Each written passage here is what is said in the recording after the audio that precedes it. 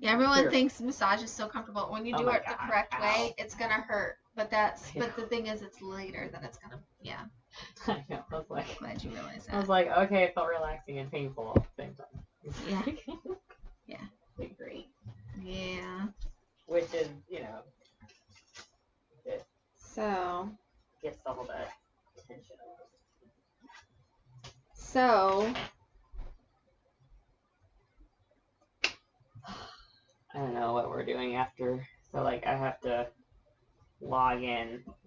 Did Amy say that she doesn't have anyone in the afternoon to do it? No.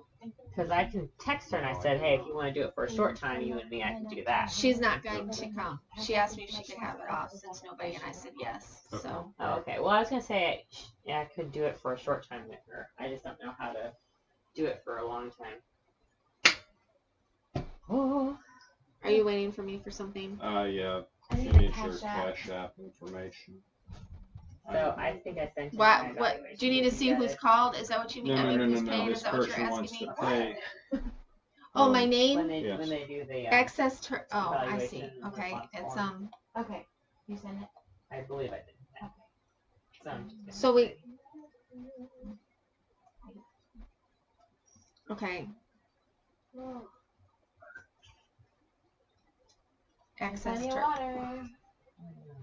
Oh, Sarah's waiting for me. I grab some more of that Keegan? Kangen. Okay, so now I should be able, Sarah, to make you co-host. Yay! Yes. Also, there was somebody on the chat box that said the host is able to mute everybody from their. Yeah, I know. I'll do that. Yeah, I'm gonna mute everybody as soon as it starts next time, Sarah, I guess. We'll see. How do I? Okay. A couple pieces of feedback for you, Jacqueline, if you don't mind. Whenever you are engaged, great. If you're not currently engaged on the video, if you're talking to someone else, I shut the video. I tried to remember to shut the video. There's just a lot going on our end. I know. Okay, and whenever you're talking on the side, make sure that your microphone is muted. Right. That was at the end, though. During the workshop, it was always, for the most part, I really wasn't there. The video was off. Okay. I was muted the entire workshop unless I was talking to you. But at the end, near the end when they started asking questions, that's when I forgot because I was trying to multitask. But thank you for the feedback. No problem. So it's going well so far. I think I'm trying. We're trying. But I like the whole time I was trying to figure out how to make you co-host. I had to get on the phone. It was a mess. But anyway, do you see how you're able to do it now? You should be all set. And I'm also gonna make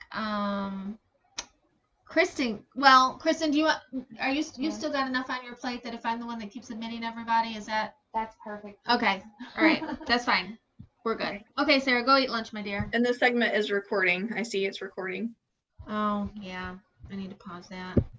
Helping my fellow colleagues and coming alongside them. I feel like that is something kind of missing in our field. And so I have personally made the commitment to mentoring other interpreters and to investing in newer interpreters who are current ITP students, recent grads, etc., because there's just such a need for someone to come alongside and to give advice and someone to chat with about ethical scenarios, someone just to be real with. And so that's who I aspire to be. And one of the reasons why I want to invest in teaching. So, yep. All right, moving on. I always kind of forget to introduce myself. So by way of introduction, I have been interpreting for 12 years. I'm a second generation sign language interpreter. My mom went to her ITP and graduated in 1987.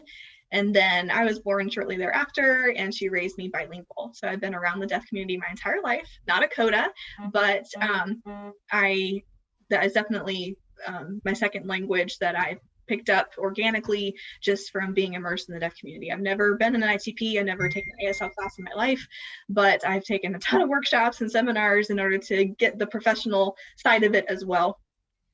So that's just a little bit about my history. I've done a good mix of freelance work, a lot of financial interpreting, a lot of business interpreting, medical, and VRS.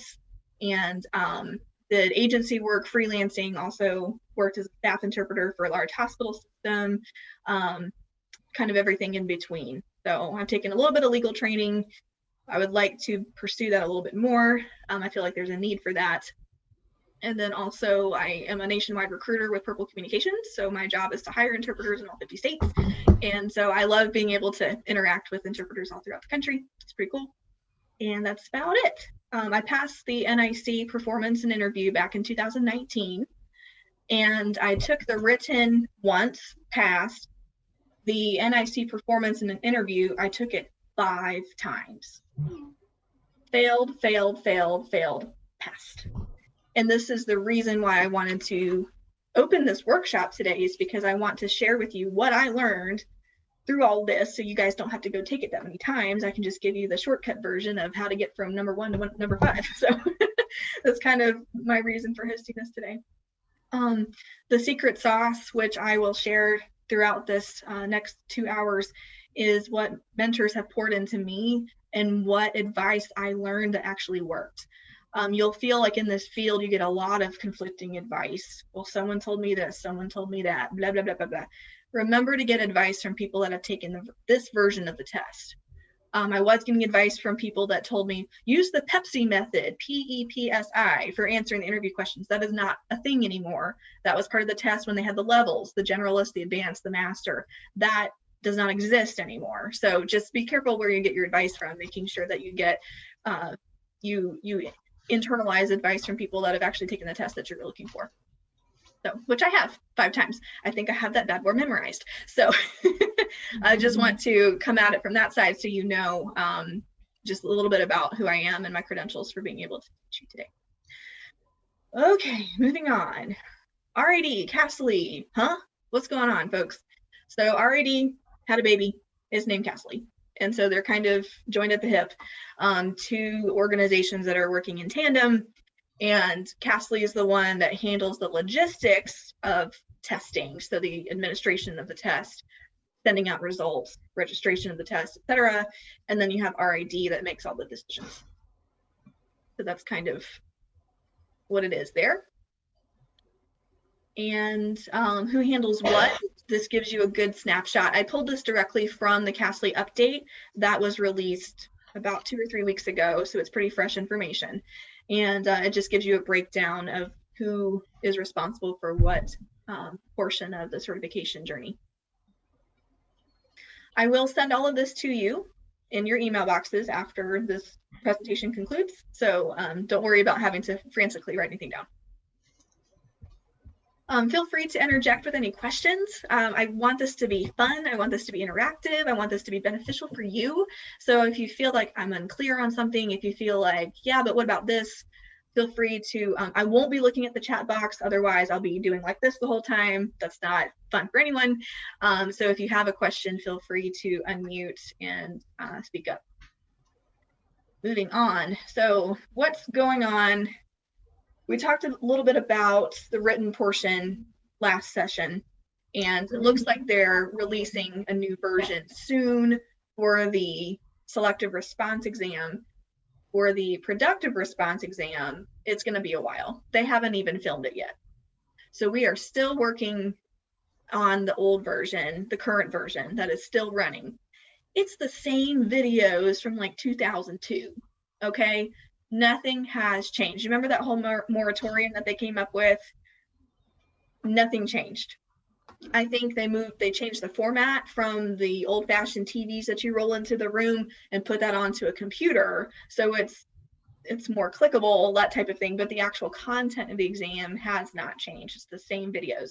You will notice those videos look like they're pulled from a VHS tape and then put onto the computer. That is exactly what they did.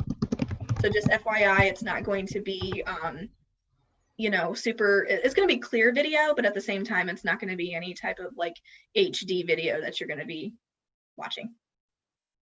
Okay, moving on here, a little bit of humor there. So this is the current exam structure. There are 2 sections of the test, the interview segment and the performance segment. Once you're done with the interview segment, completely check all of that, check the CPC, you're done, and you're only focused on interpreting. So it's a clear-cut separation between your two different tasks. The interview segment contains 2 vignettes. You're going to have a scenario that they throw at you. You'll have to answer that in ASL. You'll have a break in the middle, like a 2-minute breather. And then you'll have a second scenario they throw at you. Again, answer in ASL. And then you'll have another break, and then you'll start the performance segment. We will go way into detail on both sides. Fear not. I want to make sure that you feel prepared, that you feel confident, that you feel ready to approach the NIC exam. Good? All right. So one thing that's interesting about the interview test, which has been approached or has been told to RID, and they have taken that into consideration. That's the reason why they're revamping this part of the test. But you will receive this test stimuli in English, and you'll have to respond in ASL. A lot of people say that's not very fair because you have to think of the information in literary English, and then you actually have to like do this interpretation thing where you're actually responding in a different language. So noted, and that's why the next segment or the next version of the test will take that into account. But for this current exam that is currently running, that will continue running until they flip the switch and go to the new version, is English stimuli. Read the situation, think about it, look at your CPC, and then respond and sign. You will have a timed response. I believe they give you 2 to 3 minutes to respond. They require an essay style. So think back to middle school, high school, when your English teacher says, every good essay has an intro, a body, and a conclusion. That's exactly what you'll be doing, but in ASL, real time. Don't let that scare you. We will walk through this together, step by step, so that way you are prepared. And we will be doing a practice test today for the interview portion, okay? So moving on here, you will have the time response time, and then there is a prescribed answer structure, and I will teach you what they're looking for, what the raters are looking for. The reason I feel confident in presenting this to you is, again, I took the test those 4 times. Every single time I took this thing, I passed the interview with flying colors. I know exactly what they need, and so that's what I want to pass on to you. The thing I failed 4 times was this part and this part. But then after gleaning more information from mentors, I figured out what the raters are looking for. So when it comes to the prescribed answer structure, they want you to pull at least 3 subtenets from the CPC. Before my segment started, somebody asked me a question, do I have to memorize the guided principle or the introduction, blah, blah, blah? No, you don't. Know it, but you don't have to memorize it. And you don't have to say, you know, guided principle, number, blah, blah, blah, blah. They're looking for the subtenets.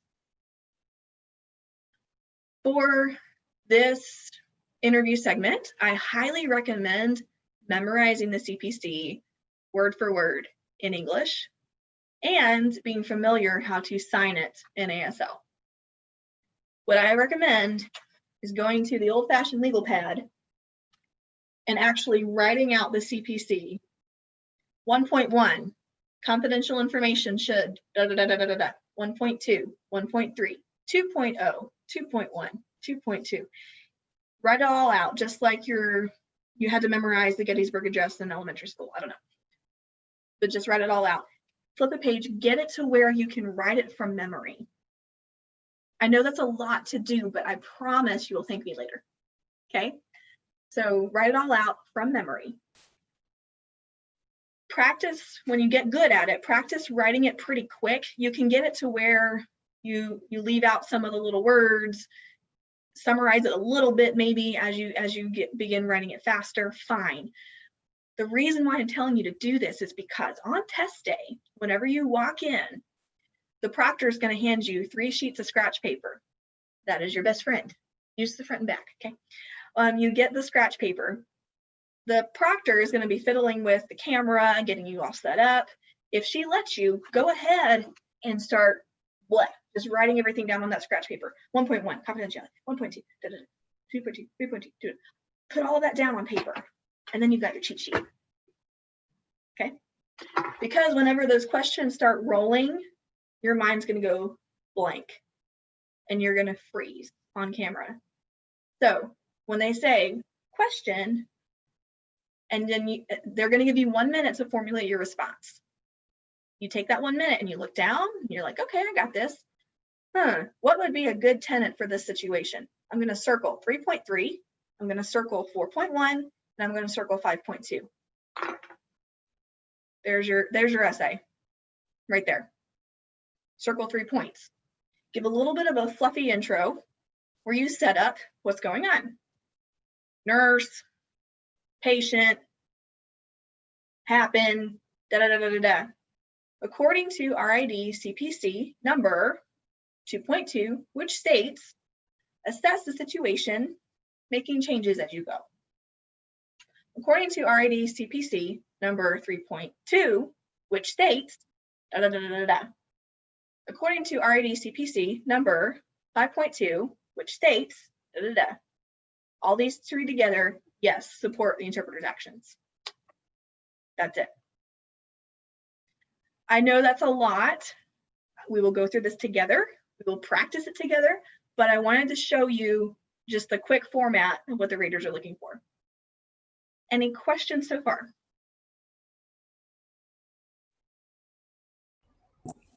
I had a. Oh. Yes. To who? I'm not sure if you talked. Okay.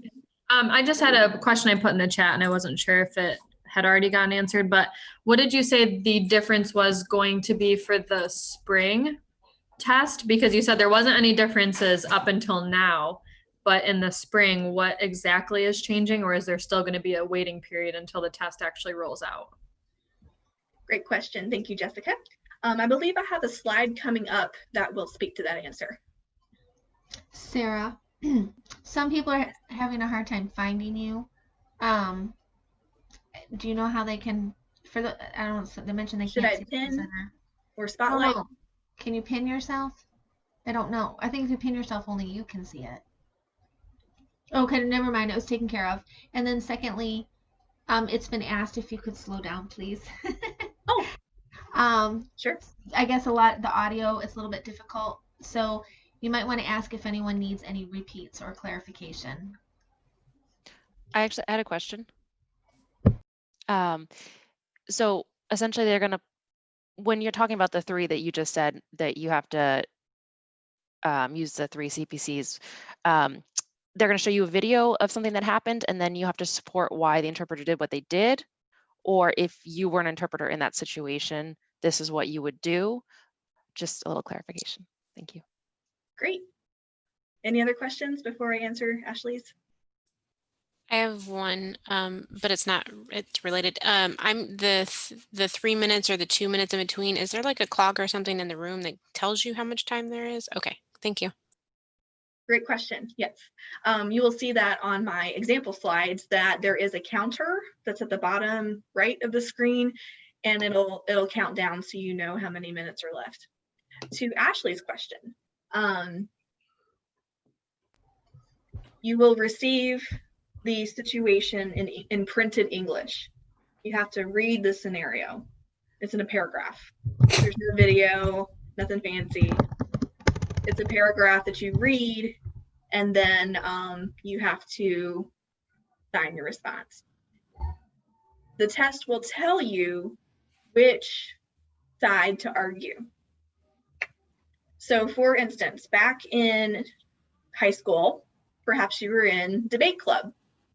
Perhaps the topic was legalization of marijuana.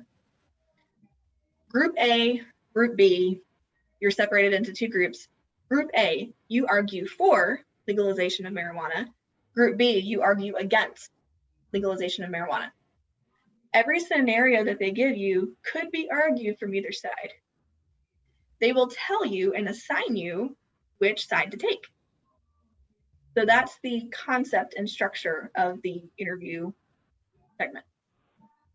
So just to make sure I understand, so like, for example, they would say, argue, the interpreter interpreted like incorrectly, and please cite 3 examples from the CPC why they violated those, or the interpreter did the right thing. Okay, and argue, prove by the 3. Okay, thank you. Ashley hit it on the nose. Absolutely correct. And I will give you examples, and so we can practice this together. Nice work. May I add a little something? Yes. One thing that was told to me, and it kind of helped me a bit, was in criticizing, or whatever you want to say, for going against what they did. One of the ways that you can show that you know the CPC is also to say what the interpreter should have done, if that helps. Instead of saying the CPC does not support this because, but you could say, if the interpreter had done this, they would have been following the CPC. Thank you, Catherine. Mm-hmm. That was correct advice for the old version of the NIC with the levels, which has since gone away. Interesting. I didn't realize that that could still be used as a form of rebuttal, or so that was right correct for the NIC that was right. given back in like 2002 to 2007, 2008. So you have to follow what they want you to do. So you would not say interpreter should have done this. That's not what they want. They will tell you a scenario and they will assign you to a side. You argue for, meaning you support the interpreter's action, saying yes, they are right. Or you argue against and say they didn't follow CPC. That's it. You don't insert any more interpreter could have, interpreter should have. I guess I might have misspoke. I guess what I was getting at was that the CPC supports this action, which the interpreter did not do, or something like that. So maybe that was poor phrasing on my end, in which case I apologize. No, that's okay. We'll get to that in the next slide. Before we move on, I do have a question. Yes. We live in a world where it's not black or white, yes or no. Is some of these questions phrased in a way where there's a gray area? There's not a yes or no answer. Good question. So for sake of example, when I shared the topic of legalization of marijuana, that's a gray area. Yes, no, medical marijuana, what about this? What about this? We could go on for ages hashing this out, right? That's why this test will assign you to a side, and you have to know how to argue for that side. So question. Yeah. Go ahead.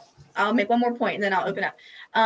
For example, if you were to be working as a defense attorney, even if your heart of hearts you believe that your client is guilty, you still have to fight for their innocence. That's what you have to do for this test. It doesn't matter. Your own personal opinions don't matter. You have to argue the side that they assign you. Yes, Diana. So going back, so if you argue to support that because interpreter is right, or against that, when you say it's against that because they didn't follow the CPC, you have to say why they didn't follow the CPC? Do you have to support that? Correct. Okay. And so you would pull 3 tenets from the CPC and say, for this reason, this reason, this reason, interpreter didn't follow CPC. Gotcha. Thank you. Or if you were put on the affirmative side, you say, yes, for these reasons, interpreter follow CPC. Yes. So it's real simple. And I don't want to oversimplify it, but at the same time, I just want you to see clearly, they just are going to assign you to a side, and then you have to support it with 3 reasons. And that's it. So let's go ahead and get started with that segment. I also do want to mention that this presentation is being interpreted by interpreters who hope to get more practice or are modeling interpretation for interns. So Access Interpreting Services provides internships, and because of the pandemic, It's not easy for people to just go out and get observation hours or hands up time to log hours for their internships. So if you see hands moving on screen, you see someone interpreting, it's because they're modeling to be for someone to count hours observing, or they are hands up for internship hours, just so you know.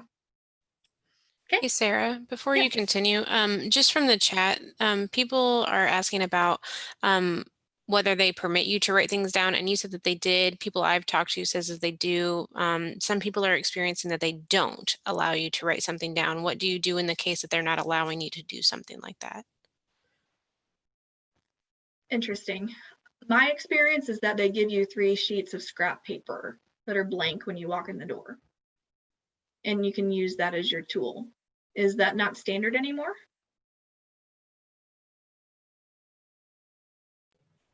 That's been my experience. They've always given me blank sheets of paper. My most recent experience was they give you paper. I just took the test a few months ago, maybe like 2 months ago, and we were allowed paper. I had paper, but I wasn't given time before the test started to really write anything out.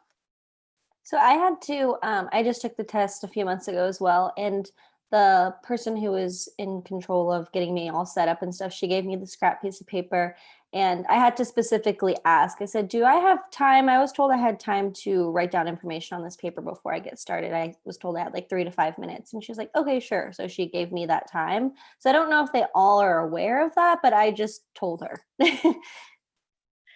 I think Amy did right. Yes, so not every proctor is an ASL interpreter. Some testing sites, they're just Joe Schmo who signed up to be a test proctor, who may not really understand the art of interpreting, or they might just forget or whatever. So yeah, if they don't give you that time in advance to be in the room with your blank sheets of paper and mark down your notes, I would just speak up about it.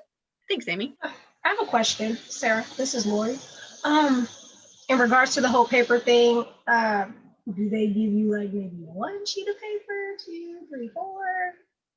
I got 3. You got 3. Just blank copy paper.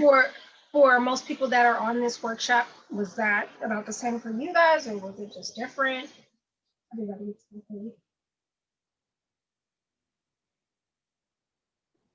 Yeah, I had about 2 or 3 pages. Okay. Yeah. Thank you. Certainly welcome to use front and back. Yes. Hi, Eric. Hey, how are you?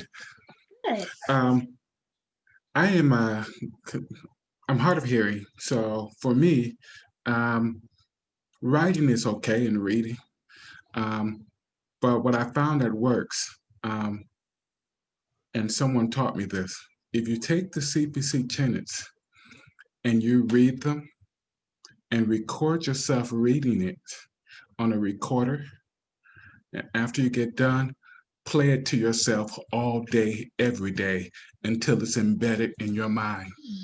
That way, if you do get to a session and they don't give you a paper, you won't have to worry about it because it's already in you, because you listen to it all day, every day, in your car, at home while you clean, you put on your little earpiece while you're jogging, working out, and allow that thing to play. After a while, you'll be able to say it verbatim. So that's just another idea. I love that idea, Dr. Smith. Thank you so much. I believe that is a valuable piece of advice. First time I've ever heard that, and I like it. Also, to add to yes. Dr. Smith, while you're sleeping too, if you really want to get really subconscious with it. Sarah, I wanted to add this. I haven't personally looked at it yet. I literally just got it in the mail, but I happened to see this and I thought that was really cool. CPC Yes. So it's a whole like workbook. If you're somebody that thinks in images, so. That's really cool. Thank you, Diana. Diana is showcasing the CPC visually. Was that created by Shauna McGee? Who was that created by? Deaf Doorway are the producers, and Eric and Grace Fleet produced this workbook. I didn't know Eric and Grace did that. Neat. Next time I see them, I'll have to tell them nice work. Very cool. Just so you know, the book from Shauna McGee, it's my understanding is for the written exam for the knowledge. That's the book she created. I don't know if she's been working on something for the new performance or for the performance at all, but I know for the written test, she created a worksheet. It's actually a workbook, and I took it, I bought it, and actually that made a difference because it's all very detailed, very separated. Like this is the first part, the second one, according to the tasks. So for those who want to get it, just contact her, buy the book. It really worked. So awesome. Thank you, Diana. I'm going to have to add Shauna McGee's resource to my previous segment as a resource. That's fabulous. Thank you. Okay, moving on for sake of time. I appreciate you being engaged. We're going to go ahead and dive a little bit more into the interview segment, and we'll also talk about the performance segment at the end toward the last hour. And there are 5 performance pieces. So there's 2 that are going to be English to ASL, where your hands up. There's going to be 2 that are voicing, and there's going to be 1 that's interactive, where you're switching languages between a hearing and a deaf person. Okay. Okay, so I believe it was Jessica who had this question. The video boxes move around, so I can't keep track, sorry. But this speaks to what's going on with current versus future gap test, all of that. Excuse me. So this is what we currently have right now. The written NIC knowledge exam, it's on the computer, it's solo, that's it. Then you pass that, you move forward to ethics and performance that are together. Again, this is currently the structure of what's running, what has been running for the past several years. What they plan to do is have the selective response, AKA written, and the ethics interview questions together in future, and then the productive response separate. The reason for that, I believe, is for people in my boat previously who would pass the interview again and again and again, just like, okay, I passed it, stop testing me on that. And then to just focus on interpreting, because it's hard to switch gears when you're already mentally exhausted after doing the interview, then you have to go and interpret. They see how that's quite unfair, so that's why they moved it over to the first part. Yes, Jessica.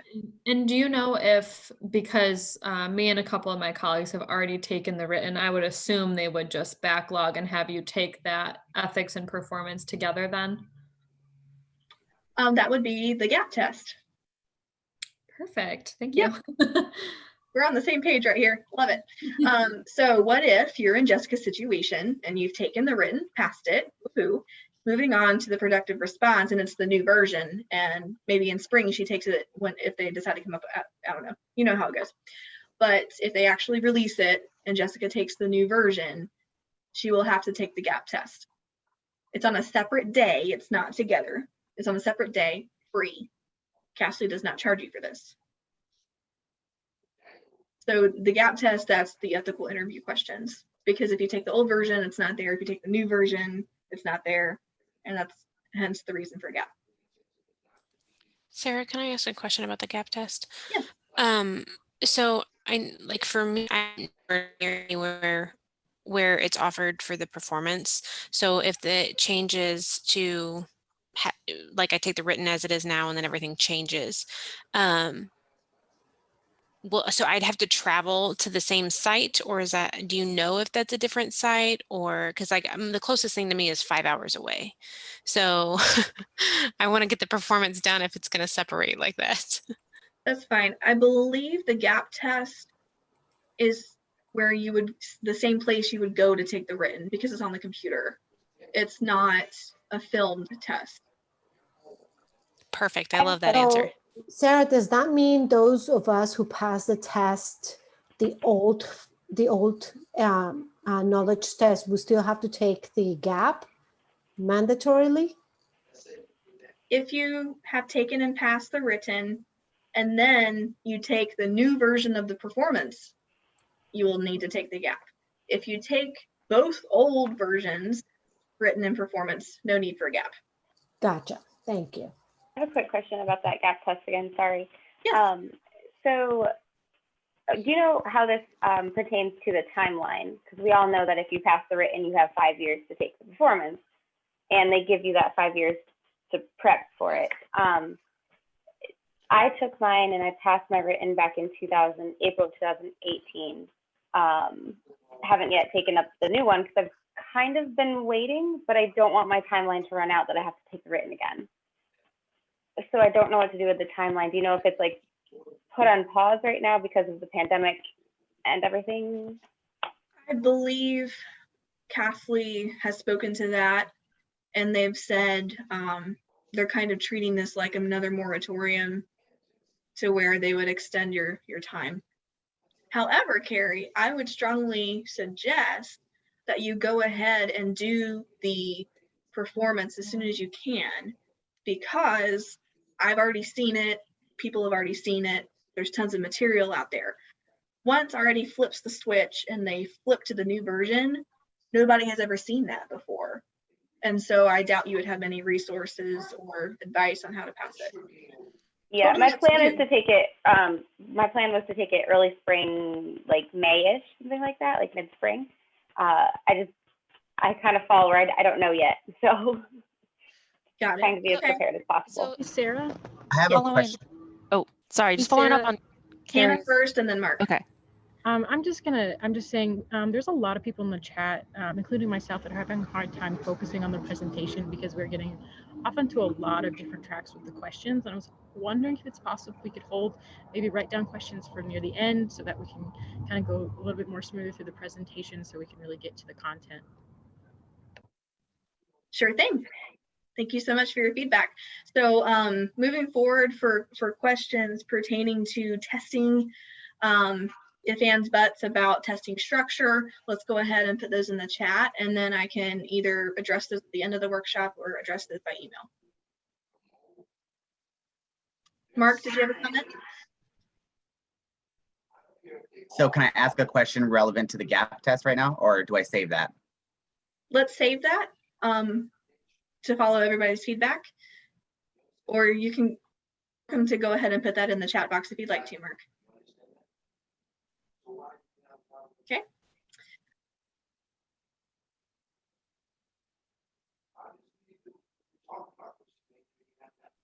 Okay, so I just wanted to share these stats with you, and not to discourage by any means, but I just want you to see this test is very subjective because the raters, as you know, sign language is a very subjective. It's an art and a science both. It's not a true science. It's not a true art. It's kind of mixed. And so there are definitely right ways to sign things, wrong ways to sign things, but then everybody has an opinion, right? And it's hard to pass a subjective test. Here are also some other reasons why the pass rate could be a little bit lower. Perhaps people that have not yet graduated have taken it. That has skewed the results to where there's lower pass rate. Perhaps nobody's taken a workshop on it before and they don't understand the structure of the test. So of course, if they go in expecting just to interpret and then they're like, whoa, interview, say what? Of course, that's going to impact their score and they won't be able to pass. And then not understanding what the raters will not understanding what the raters are looking for will also impact someone's ability to be successful on this exam. So I wanted to give you, those are the reasons why the percentage is lower, but you being here today and actively looking for test information will help you knock out some of these factors that will impact a lower score. Just wanted to share that as a point of encouragement. Okay, what do we do here? So we've talked about some advice that we've heard from other interpreters. Typically at this point, I would do breakout sessions and let everybody chat, but I feel like we've already had a lot of interaction today, so we're gonna skip that part and move on to more content.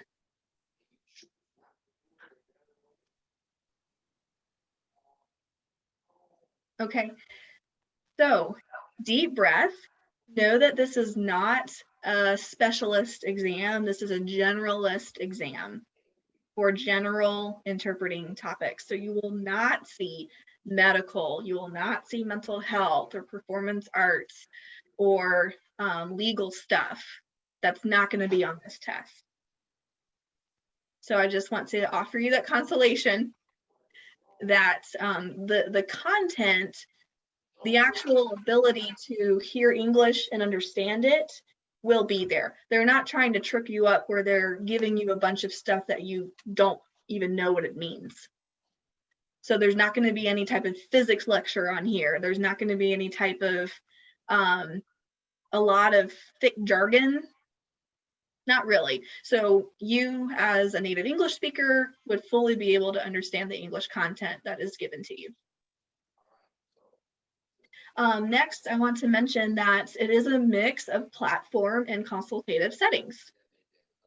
When you are in a monologic segment, meaning you're only signing or you're only voicing, visualize yourself on a platform. That's what the raters are looking for. They're looking for slow, smooth speech when you're voicing. They're looking for not a lot of ums, uhs, or breaks in utterance. They're looking for completed sentences. They're looking for good pronunciation and enunciating your words.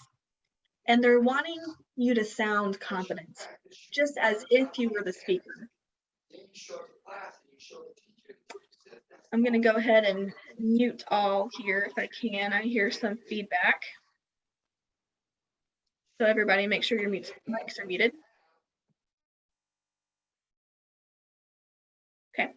And then, so again, think of yourself being on a platform there that you're using more formal register. You're using nice 25-cent vocabulary words, that type of thing. Okay. Whenever it comes to consultative settings, this is kind of interesting the way this worked out with the test. I don't like how they did it, but here goes. You will see the camera shift back and forth between people. I caution you not to have a lot of lag time on this test, okay? Everything that your ITP professors taught you about lag time, pretty much check it, because you're gonna kind of want to be right on that speaker as much without going too far. Definitely make sure that you have enough content as you go, but at the same time, stay pretty close, especially during the interactive session, because that camera is going to go to person number 1, time, and you voice, and then boom, all of a sudden you're at person number 2, and you're like, oh, I'm switching languages and it switched the camera. So if you're not done with this person and the camera switches, you're like, I just missed the last sentence, if you're too far behind. Okay, so I just want to caution you whenever you get to the interactive segment, especially to stay pretty close to the speaker and be prepared for the camera to move at whoever's turn it is to talk. Next, I want to talk about, yes, we mentioned the slow and clear pace. Make sure that you're not rushing through your voicing and blah, blah, blah, too fast. Make sure you have a nice slow pace. Next, I will definitely mention, kind of like the EIPA where they have those vocab words, if you will, think about the rater's perspective. The raters have seen this test 100 times. They have it memorized and they know what words should be finger spelled. They know what words are going to come that might trip you up. They know what numbers are coming up, and so they're going to be quick to catch to make sure that you have those numbers there clearly and that you've registered them clearly. Let's see, and both languages as well. So any type of finger spelling that's coming across the screen, you want to make sure that that word is clearly on your mouth or in your voice. And then whenever numbers are given in ASL, you want to make sure that you match that well with your voice. Acronyms as well. So a little bit of my experience. I have been a proctor for assessments in the past, and I know what words are coming up that interpreters tend to miss. And so, for instance, if there's a city name and it's Savannah. Let's say the deaf person spells Savannah. I always know, watch for that one, because typically the interpreter misses Savannah. So just know that the raters have this test memorized, and they will expect to see clear finger spelling and numbers given out. Any questions? I have a question. Yes, Tamika. Oh, Alyssa first and then Tamika. Okay, so my question is, so I have taken the EIPA and the videos are old, so the finger spelling can be very difficult to see. So I was wondering if the same experience happens here as well. I believe that's pretty much the case for most assessments that are on 2D. So just do your best. One trick I like to give if somebody is giving a list of items, if you can give a category for that list of items, you might miss the finger spelled words, but at least you got the gist of it. For example, deaf woman goes shopping and she picks up pomegranates, avocados, bananas, and she finger spelled all these things and you can't catch them all. Just say, I was shopping and I purchased a variety of fruits and vegetables. There you go. Did you miss the finger spelled words? Sure, but go for concept, go for the gist of what's being talked about. Also, remember what might be important and what might not be important for speaker's intent. So perhaps the deaf woman, she's talking about her shopping, gives a list of fruits and vegetables, but the whole reason of the story is because she's going to talk about the car that came so fast in the parking lot she almost got hit. Maybe that's the point of her story. The point really isn't the fruits and vegetables. You can categorize that quickly by saying, I purchased a variety of fruits and vegetables, but then I was pushing my cart out, this sports car just keeps zooming around the corner and almost hit me. That's the climax of her story. So thank you. You're welcome. If you miss a finger spelled name, you might just say my sister.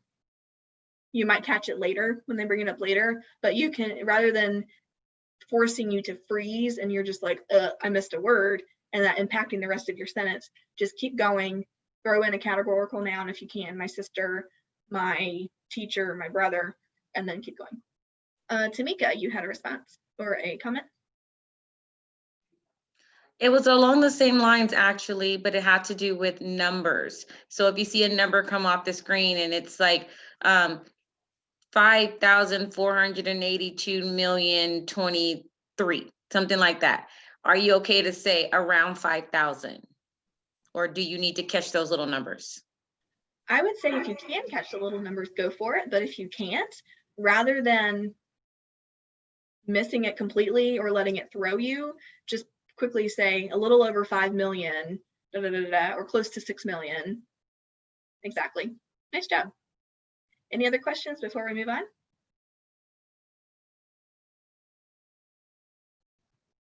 All right, next slide here.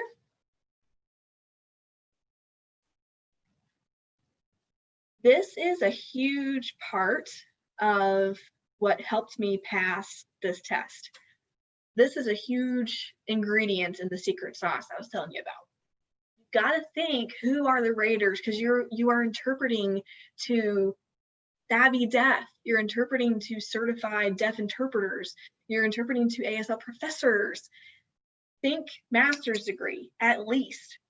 My mistake, huge mistake, which I didn't know at the time, when I took the test the first 3 or 4 times, I was wanting to show off my best ASL. I was wanting to go show ASL, not a lick of English. I was wanting to just show all my expressions and my classifiers and da-da-da-da-da-da. I was interpreting to grassroots deaf, which are my clients here in South Carolina. I was interpreting to deaf people, average Joe deaf school, high school, that's it. And so a lot of expanding, a lot of, oh, you know, da da da da da da, and just being very gestural and a lot of movement. And that was a mistake I didn't realize. They're wanting top button interpreting where you assume the deaf person is familiar with English. So that's a huge piece that I didn't know. So the next time I went to go take the test, I changed it to where I was interpreting pretty much PSE, to be honest. I did a lot of drag and drop interpreting. Everything they said, I made sure that was included and it was clear. So I didn't do a lot of expansion. I didn't do a lot of the, are you familiar with the GISH interpreting model? Where it's the target, where you're interpreting word, and then you come out a little further and you're interpreting phrase by phrase. You come out a little further, you're interpreting sentence by sentence, and then paragraph by paragraph. Anyway, don't interpret word for word, but come out a little bit kind of to phrasal interpreting. Okay. So when I say drag and drop, I mean, if it's there, put it on screen. Catch and release, catch and release, catch and release. Same for your voicing. You catch it, you release it. You catch it, you release it. Okay. Hence the reason why I encourage you not to do a lot of lag time on this test. And the raters really won't be able to see the exact time because you're recorded and you're watching a recording. And as you know, with tech, it doesn't line up exactly. So they might just assume that you have great lag time, but you're right there. They won't know. So don't spend a lot of your mental gas and energy thinking about lag time. Any questions there? I have one. Yes, Catherine. And I'm trying desperately not to misspeak, so forgive me if there's a little bit of gap time. Call it processing time, if you will. But I want to make sure I'm clear.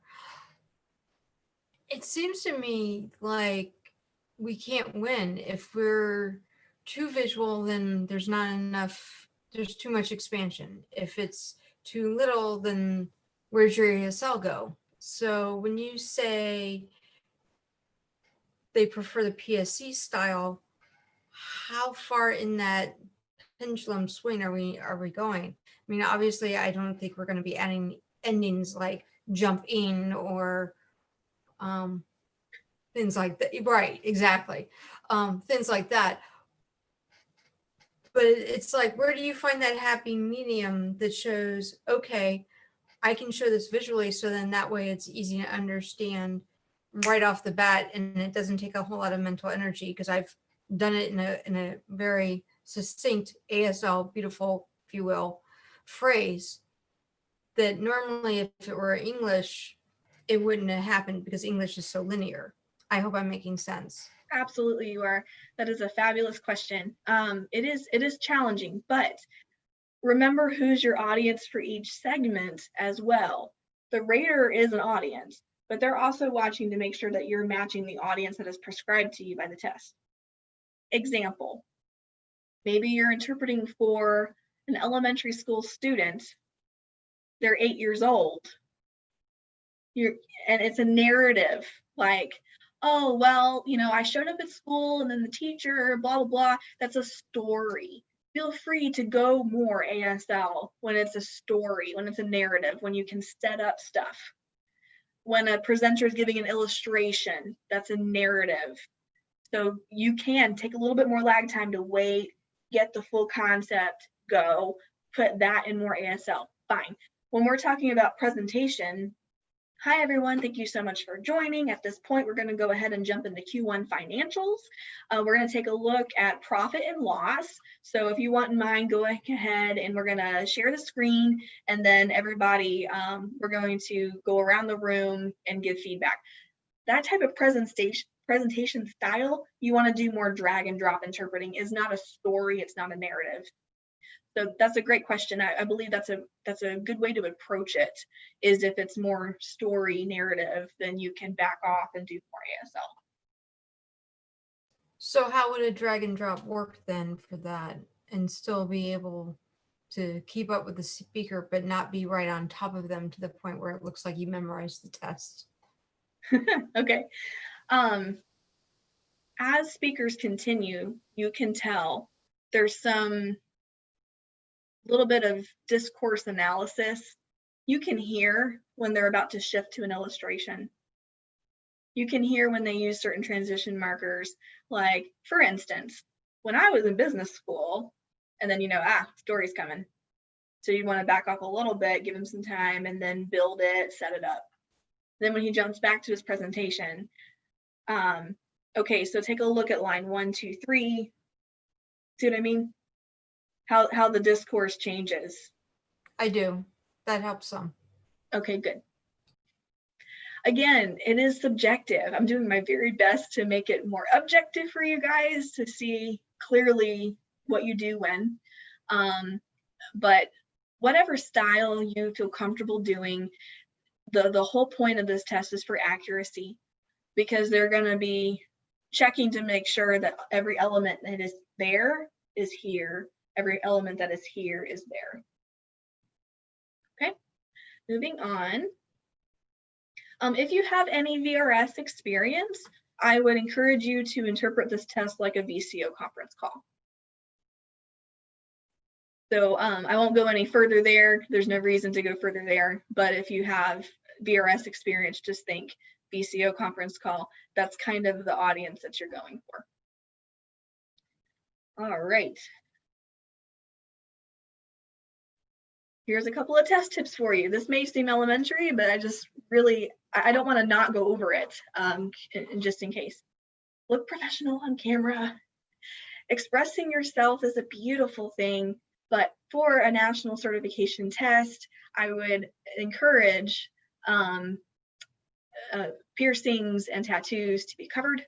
I would encourage not a lot of skin showing, so tops up to here. 3/4 length sleeves are best. Long sleeves, not so great, because there is some information lost in where the movement is on your extremities. So I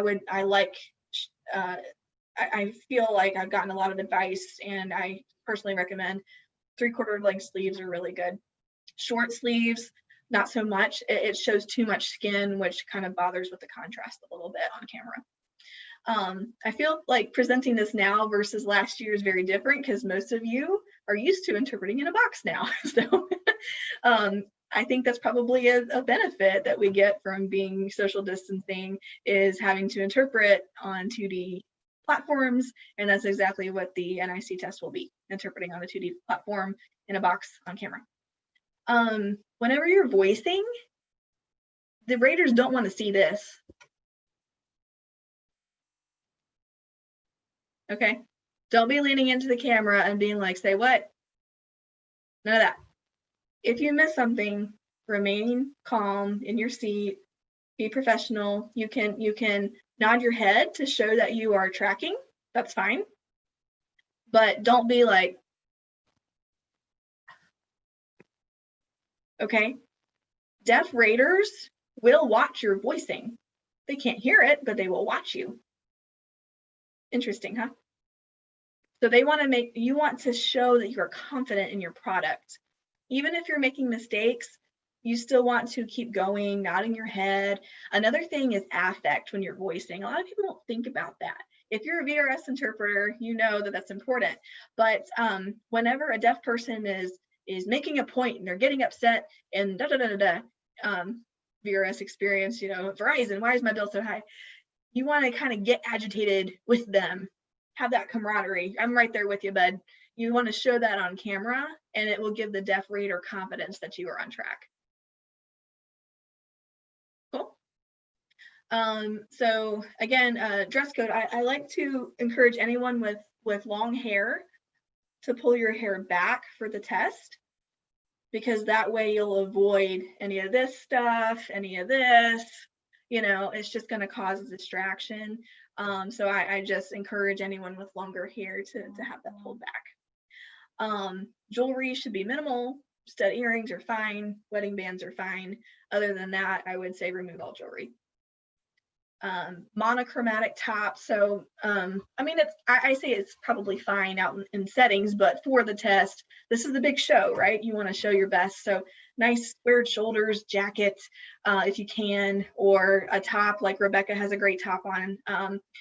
Just being right here, not a lot of skin showing, and monochromatic where you don't have two colors. Like wearing a green shirt with a black shirt over it, I would say one color. I would encourage you not to call out mistakes. Reason why, as a former proctor myself, I might be here and I might be listening. If the interpreter says, oh, I missed that, I'm gonna go, what? What'd she miss? Maybe the proctor missed your mistake. Don't tell on yourself, okay? Don't call yourself out. As you're going, just keep it smooth. If you miss it, just drop and go. Just keep going, okay? Don't tell on yourself. Don't call out your own mistakes. Someone asked me a question earlier. How do I ask for clarification? Don't. On this test, don't ask for clarification. The raters will know if you miss something, but if you say, oh, interpreter would have clarified, or interpreter error, not on this test. Not on this test. Sometimes as a proctor, I've seen people say, oh, I missed that. I would go back. I will go back and clarify. Well, you just missed a whole nother 5 seconds of the source material. Don't distract yourself, because then you're going to be like telling the camera you made a mistake and then you miss the next phrase. Drop and just go. Okay. Any questions there? I have a question. Yes, Ashley. More like a confirmation. So my impression is that we should look like, from what I've seen, you know, on YouTube, or when I don't know, I'm asking you for reference to where I can find them, but you see the interpreter just very like, kind of like this in a lot of ways, and you know it's a real interpreting video because they have the appropriate background and they're very just professional and interpreting. Like that's what we're going for, essentially, is my understanding. Do you also know where I can find more of those videos to watch them? Because when I search on YouTube, you know, interpreting videos, you find a few that are like that, and the rest are students trying to learn, and you know. Right. You're right. There's not a lot of content that's out there that shows good form. Right. But that is correct. That's probably what they're looking for. Is that correct? It is. It is. So that's why I mentioned think platform interpreting. Okay. Where, yeah, but at the same time, you don't want to be a robot. You do want to be warm. You want to match the affect of the speaker. So if they are very, then you're going to be, right? If it's information, what's the speaker's intent? Are they trying to convince? Are they trying to just inform? Are they trying to rebuke? That will tell you what your expressions should show. If they're wanting to move to action, yes, go and be involved in charity and should, you know, your affect is going to change based on the speaker's intent and what they want the audience to do. So just keep that in mind as well. But don't be blank faced so much that they count you off for non-manual markers. But at the same time, don't go overboard. They won't want to see. They're not going to want to see, like, be professional, show your expressions, fine, but don't go way over to where you are Patrick Fisher telling a story in ASL, right? That's not what they're testing you on. All right, and that's, by the way, a mistake that I made in the first couple rounds of the test. I wanted to show that I knew my stuff, and I was like, da da da da, da ASL, and oh, really, whoa, you know, and okay, tone it down, sister.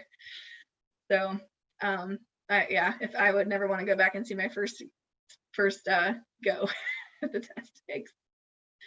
Another thing I wanted to mention is you can break and stretch off camera. So whenever it comes up and says you have a 2-minute break, this is what you should do.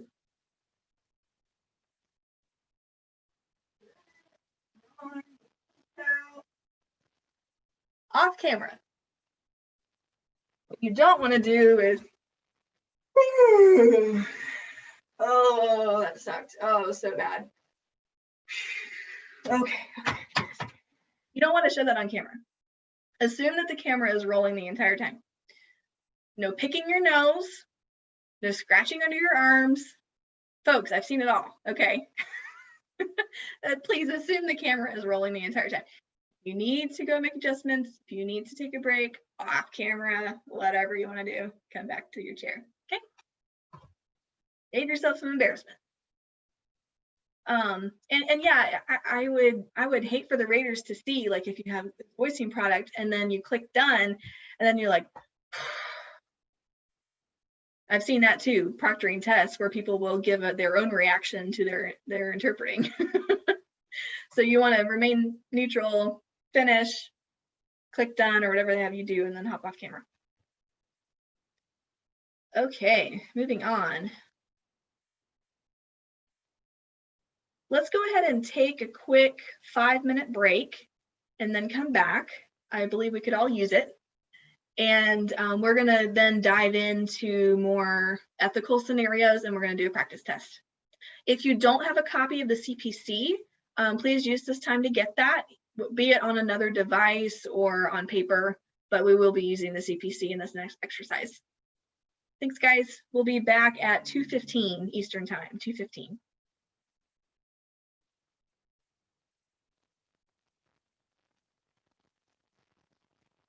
Sarah, I gotta talk to you. Okay. You want to call me? Yep, exactly.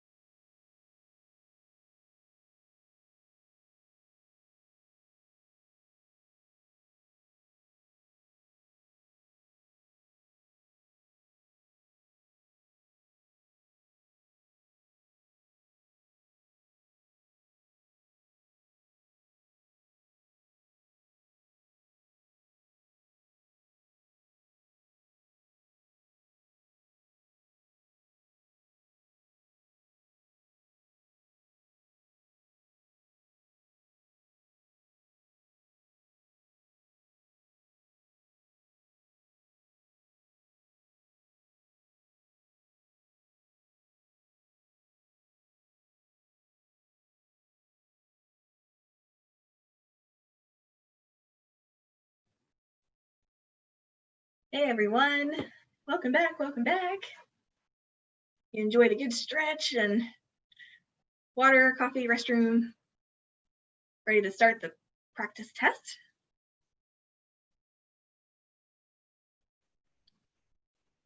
And I do want to say my apologies if we're not able to, if I have spoken too fast in the beginning. I tend to get really excited, and I'm very passionate about all of this. And so my apologies if I was speaking too fast. I will do my best to slow down. So feel free to flag me if I need a reminder. No offense taken.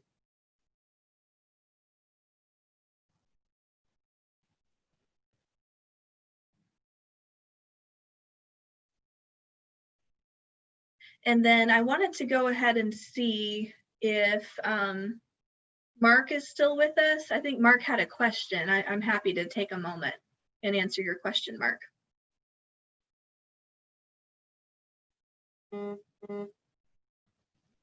I don't know if you can see me, but I'm good. Thanks. You're all set? Okay, great. Okay, here we go. Let's start this practice test and see what you got. Remember that we're going to walk through this together. The first part, I'm going to put everybody in breakout rooms so that way you're able to answer the first response together. We'll come back and talk about it, and then we'll move on to the second piece where you can do some individual practice, and then we'll come back together and discuss again. So that's what you can expect from the structure. Whenever you begin, it'll have you lift up your RID card to show your RID number. You'll smile and you'll say, this is vignette 1-1, or whatever they tell you to say. You put your card down. This will pop up on screen. I'll go ahead and read this for you. A 48-year-old female deaf patient is combative with medical staff. The interpreter arrives on site. You can see based on language that the deaf woman is not lucid. The interpreter happens to know from a previous assignment that patient is diabetic. The interpreter shares this information with the nurse, and the increased glucose resolves the patient's combative behavior. So that is the situation. It's there in English. I want to let you know this is very visually similar to what you will see. It's a blue background with white text. So just be prepared there. It's kind of hard to see. I feel they could have chosen a better setup, but you will see blue screen with white text. After the segment goes away, which by the way, you will not be able to rewind and see that paragraph again, I would advise you to take notes on what you see. So you might quickly jot down 48-year-old, female deaf, nurse, patient, not lucid, interpreter walks in, knows diabetic, shared information, and then maybe more content there. But I just want you to know that once the slide goes away, you will not be able to revisit this information. I might practice, this sounds really funny, but practice reading on screen and writing at the same time. No joke. For the performance section, when they give you a blurb and say, you will be interpreting for blah, blah, blah, do the same thing. Mark down any names or numbers that come up and write down as much information on the splash screen as you can. It'll be quasi quick. It'll be probably 30 to 45 seconds that the intro screen will be up. Okay. Moving on, once you read the scenario, go ahead and visualize it in your head. Think about what's happening. You see the interpreter's action is shown for you. The interpreter made the decision to share the information. That's a given. Now RID tells you what to do. Using the CPC, support the interpreter's actions. So you see that you've been assigned to a side.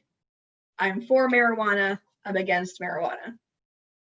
Here you see you need to argue and support the interpreter's actions, stating that yes, interpreter shared the information right. She followed the CPC. Why? Point, point, point. And then do a wrap up and say, yes, CPC supports the interpreter, deaf patient, not lucid, let them know diabetic. Yes, right, interpreter followed CPC. And then you're done. So keep it short, simple, intro, set up what's happening, 3 CPC points, and then a nice wrap up at the end. So next, you'll see you have 2 minutes to formulate your response. This is the time for you to go back to your handy dandy scrap paper and circle your 3 points that will support this interpreter's actions. And there's your essay right there.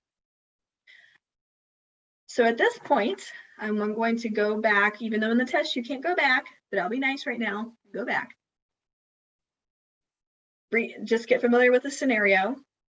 And now what we'll do is I'll put you in breakout rooms, and I want you with your group to look at the CPC and pull 3 tenets that would say, yes, this interpreter did the right thing. Okay, here we go. Give me 1 second here.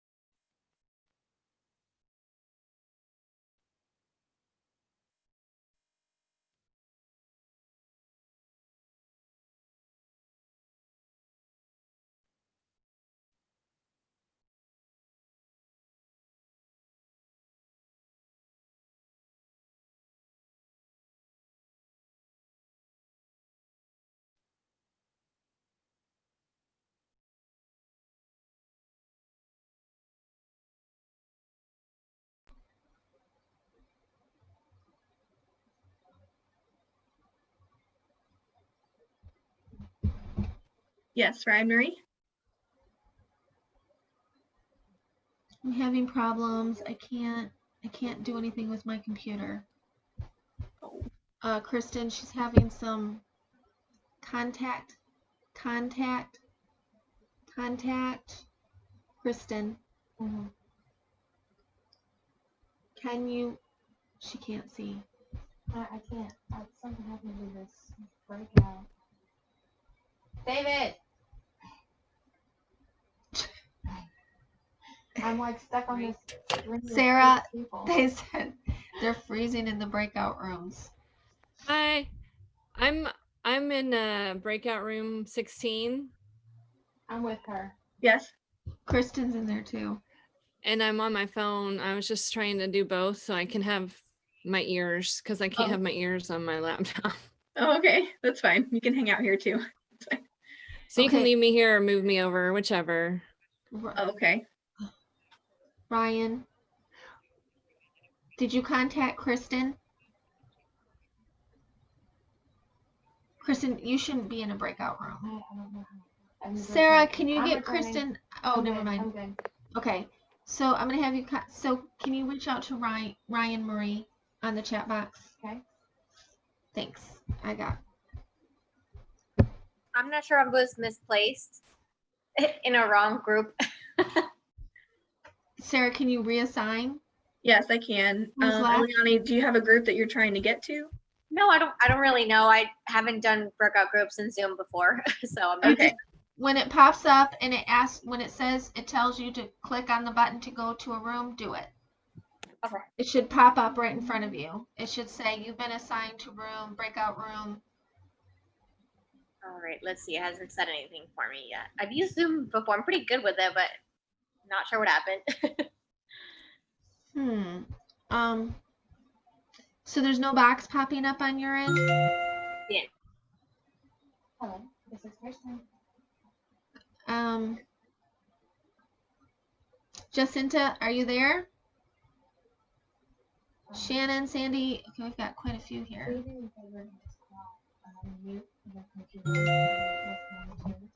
It's an echo. This is Shannon. I'm here. I just I wasn't prepared to do like group work today. So you don't have the oh, I see. Okay. So who all's in the waiting room right now? Nobody. It says ASL monitor, Shannon, Sandy Nelson, and Ryan. Ryan, you're muted. You're muted. She's talking on the phone with Kristen right now, so she's okay. I'm talking with yeah. Got you. Okay, what about Sandy Nelson? Sandy? Go ahead and log out and try to log back in. Someone else is coming in. I'm assigning her now. Go ahead and log out. So just like kind of leave the meeting completely and then go back in and we will accept it or let you back in and see if that fixes everything because we've had some issues with other people. I'm sorry.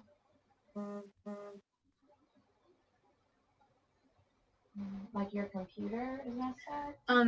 We're gonna be coming back together in about a minute. Okay. Okay, try Control Alt Delete and just exit out of your internet completely. Yeah, push it out.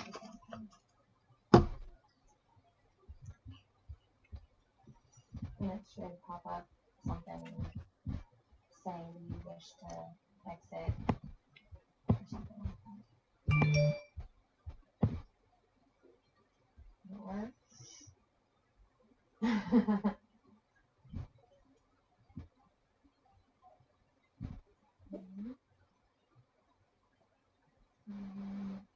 Okay, I'm gonna go ahead and pull everybody back in, okay? Okay. So we're done with the breakout. We're done. Everyone's coming back. She's working with someone on a Maybe try this like inside the computer. I mean, something going on. We're they're still in the break rooms. They're kind of coming back.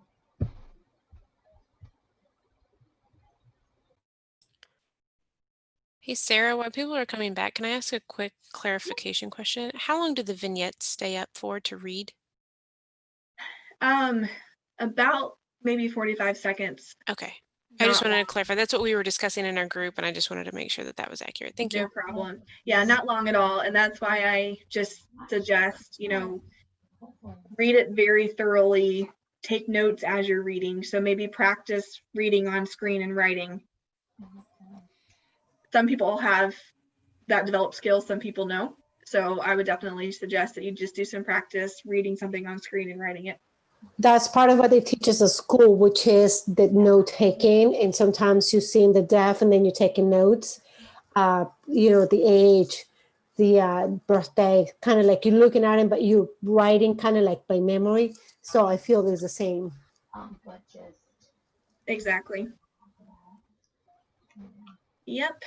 That's how it goes. Okay, so let's chit chat a little bit, and I want to hear from you guys what you decided on. So your assignment was, your mission is, if you choose to accept, and you did, was go ahead and pull 3 subtenants from the CPC to support the argument that yes, the interpreter made the right decision.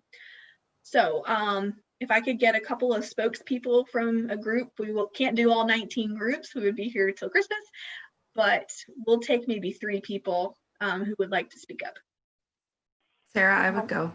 Okay. This is Miranda. And I'll go for my group too. Okay, go ahead, Miranda.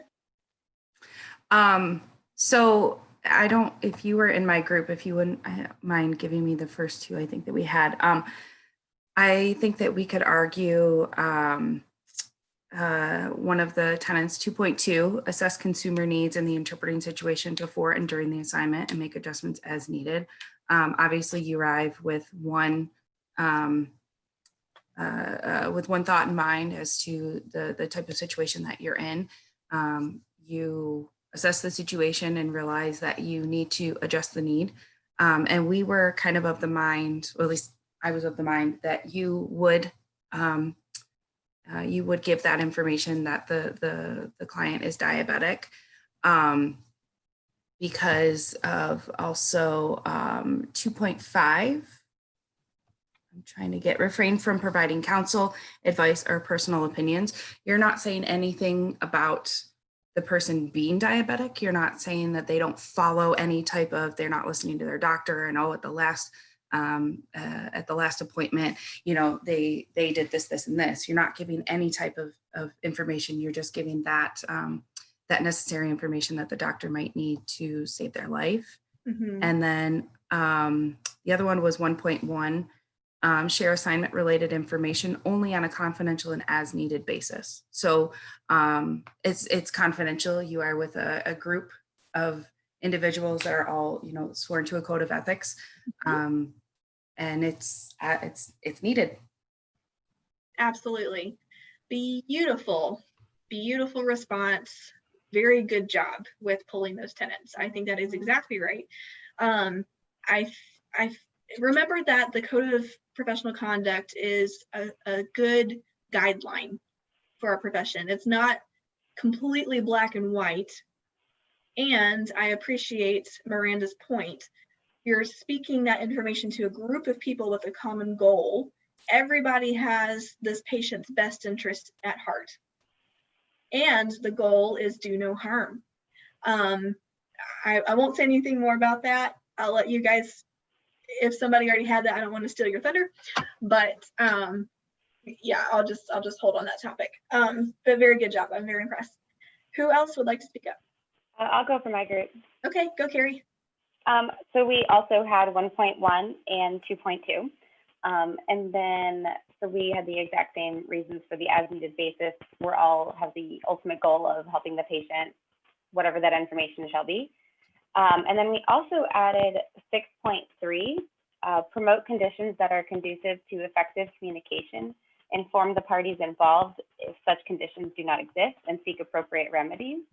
So we wanted to make sure that all parties were involved and could understand that the interpretation cannot happen effectively if not all the information is there, and that medical information would be needed to provide the best interpreting situation. Okay, very good, very good. In that same vein, I believe that is a good use of that tenet. Also keep in mind 6.0 is regarding professional business practices. So that might lean a little bit more in the camp of business ethics, but I can see how it would also apply. So but keep in mind the guiding principle. You don't need to memorize it or repeat it on the test, but just keep in mind every bucket, 1.0, 2.0, 3.0 has the overarching umbrella of the goal for those subtenants, and 6.0 has to deal with business practices. But yeah, but if you were to put that in and give reason why, I don't see a problem with that, but good thinking. Nice work. Who else would like to go? I have a response. Yes, Dr. Smith. I agree with everyone with the 2.2 accessing the consumer's need for interpreting situation. With I think the 6.3, but I think I'm looking at the respect for consumer. The information that was provided was kind of a couple of things that stood out was that I had a previous experience with the consumer. They're in a combative mode. I did the respect for consumer and I did the 4.3, which was obtain the consent of the consumer before bringing it. And I think the consent was, I don't know if sharing knowing that they're diabetic, what could have caused them to be in the combative mode due to the glucose, whatever the case may be, and being if that's something that could be shared or not. And then from that point, approaching the consumer in a professional demeanor during that time. And so with that, I was torn between the 6.3 as well, which, because if they're in a combative mode, it's going to be difficult to provide an effective interpretation.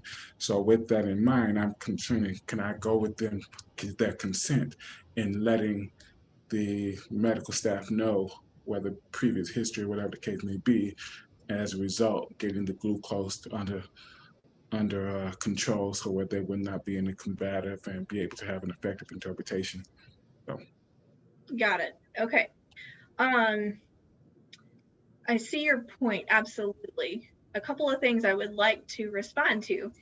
For the sake of this test, we're wanting to support the interpreter and say that they made the right decision. We could definitely talk about this at length, admittedly so, and we should. But for the sake of this test, they're wanting you to quickly pull 3 reasons why the interpreter did the right thing. As if you were the defense attorney saying, yes, my client did the right thing. So you would want to pull 3 reasons that would commend the interpreter for her work. We will visit this later on the flip side. So good argument there for the flip side. Can I ask a quick question? Sure. I'll finish my comment and then, yes, Rachel. Sure. Sorry, I thought you were. That's okay. No problem. The other thing I wanted to mention was the best case, what the patient would want as well. Put yourself in their shoes for a minute and just think, if you were the deaf person who's spazzing out because your blood sugar dropped, and if you happen to know they're diabetic, they're going to say, yes, tell the nurse. Don't just let me sit here flailing and being out of my mind. Like, please tell the nurse. I would bet that when the deaf patient wakes up and they're good, you say, let you know, I let them know you're diabetic, and they, oh, thank you, interpreter. You would probably experience that rather than you holding that information and just kind of letting it go. The other point I would say is the reason why we would share the information is not to necessarily clear up the interpretation. So Dr. Smith, your comment was for sake of making the interpretation feasible. Even if the interpretation is not feasible, we're still responsible to interpret gobbledygook, right? That's still our responsibility to interpret that. The whole point of this is patient safety. But yeah, good discussion there. And I believe that's a great point for the flip side, which we'll get to soon. Rachel, you had a comment. Yeah, sorry, I didn't mean to interrupt you earlier. I was trying to flip between mute and unmute, and I thought it was a good transition. Just a quick question on I was in a workshop where another presenter had said that it is best practice, I guess, to prioritize the subtenants by relevance. But then I don't think that she had taken the test in the last 5 years. So I wanted to know if that was still necessary or. Yes, very valid question. Thank you so much, Rachel. I think that would be fine if you want to get a little fancy and if you want to structure your response tenets in order of a hierarchy, in order of what's your strongest argument. So I would say probably, I don't know what I would advise there. Strongest argument first or strongest argument last. I don't know. But it's not required one way or the other. No. Okay. All right. I was piggybacking against that. Yes. Hi, Tyson. Yes, and I think this might relate to when you switch over to the negative side. Am I to assume that when they ask for the 3 tenets, they're looking for some clear-cut answers, or they're looking for us to speak them into whatever tenet we choose? Because there are some tenets that you can kind of get the answer by way of your hands if you keep going, and it's not necessarily directed. For example, I was looking at 3.9, and I feel like you can use that tenet for this and also for the flip side. Absolutely. I completely agree with that. For this test, you won't have to argue both sides. Okay. This is just practice to argue both sides. I want you to be able to argue both sides. But if I happen to use, for example, sorry, I don't mean to cut you off, but just 3.9, it's not necessarily exactly like clear cut. So I'm asking, if I choose 3 tenets that are, not clear cut, would they still accept that? They would. Yes, absolutely. think again of defense attorney versus prosecuting attorney. They all have the same evidence, but they interpret it very differently. You're using the tenets as your evidence, and you can interpret it to match your arguments of yes, CPC supports, yes, or CPC does not support. But yes, very good point there. So the whole practice here, folks, is for them to know that you can take a premise and cite 3 sources and make it work. May I add something? Yes, Catherine. Kind of in supplement to what you were saying about strong argument versus lesser arguments. Mm-hmm. One of and the other young lady that mentioned about whether we should prioritize or not. I had a similar workshop I attended that was talking about that. It may have been the exact same one. I don't remember. There's been so many workshops. But I would say if you do have a strong argument, lead with that first, because it shows right out of the gate you're confident in what you know about the CPC. That was advice given to me. And then from there, you can work your way backwards. The reason why they told that to me is because not only does it show that you're confident in your knowledge of the CPC, but it also allows the rater not to think, oh my gosh, what a weak argument. Are they ever going to really see the heart of what's going on? Whereas if you lead with something that right out of from the get-go to go with your picture of knocking it out, if you knock them out with that first punch, then anything after that can supplement it and then finally be the complete blow that throws them to the mat. I love it. Catherine, beautiful. And I think I will agree with that. So now my new decision is, I think leading with your strongest argument, because as you were talking, Catherine, I was thinking, what if you run out of time? That is certainly possible. They only give you 2 minutes, I believe, maybe 2.5 or 3 minutes. That was so the if other you run out of argument time they and they gave. cut you off and you haven't given your strongest point yet, oh dear, nobody wants to be in that boat.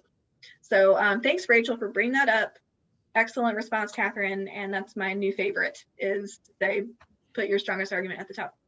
I had a question was asking about whether you need to just tell the 3, like state what the CPCs are, or do you need to say this is the CPC and this is why it applies and expand on that, or is it just this is what applies to that?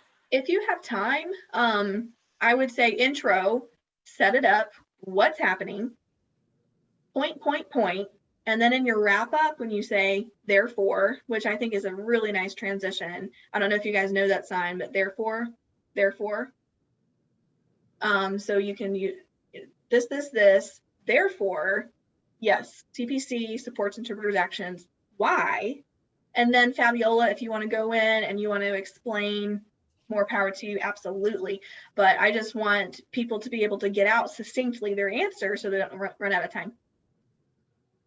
But I've done it both ways, and I passed the interview on both accounts by keeping it short, sweet, to the point, boom, boom, boom, and I was done. I put my hands down, and then the timer ran out.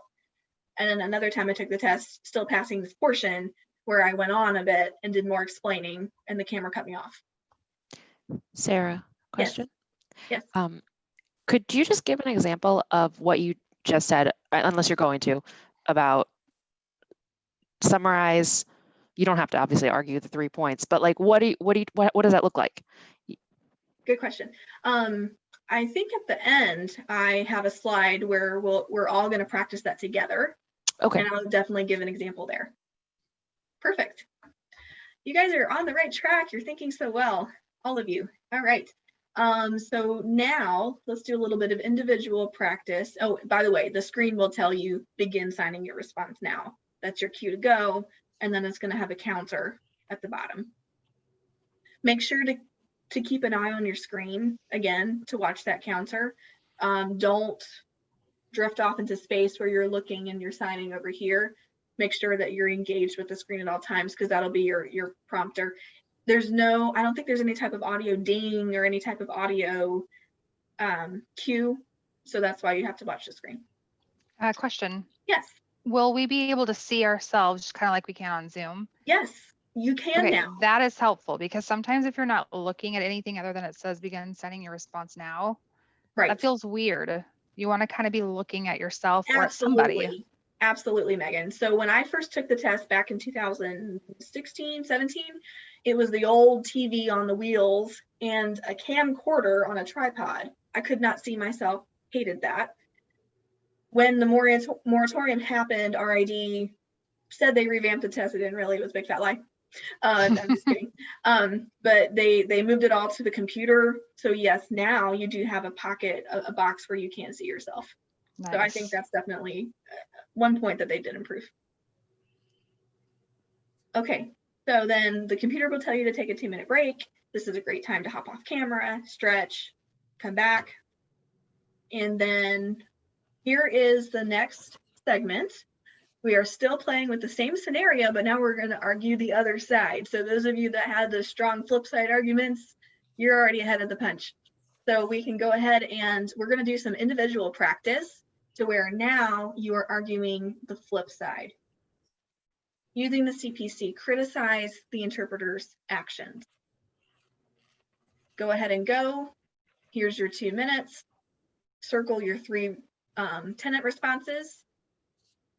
And then go ahead and practice hands up, introducing what happened in the setting, give your 3 points, and then give me a nice wrap up.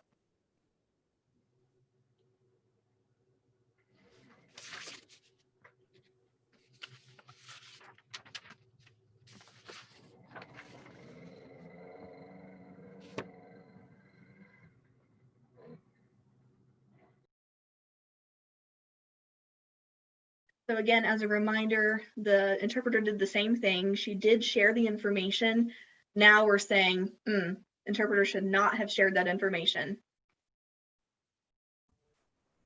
Sarah, can you please put the scenario back up? I'm struggling to do that or not, because in the real test, you won't be able to go back. Yeah, I had trouble logging in. Oh, so I'm just seeing this for the first time, so I didn't get enough time to look at it. So that's okay, D saves the day. Everybody gets to Sorry, see. just like, let me finish. No problem.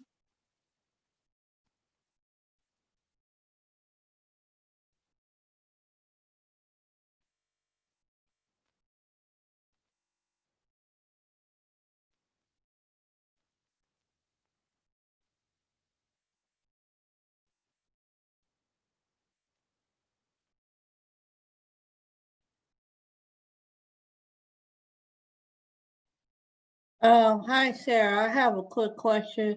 So you want us for this exercise to utilize the answers that we came up with and do it in sign? Yes. So now we're arguing, saying the interpreter did the wrong thing. Oh, did the wrong thing. Oh, Yes, ma'am. okay. So we're if you take a look at this splash screen, it'll say using the CPC, criticize the interpreter's actions. So we're going to use the same situation now, trying to prove a point that the interpreter was incorrect. Okay, thank you. You're welcome.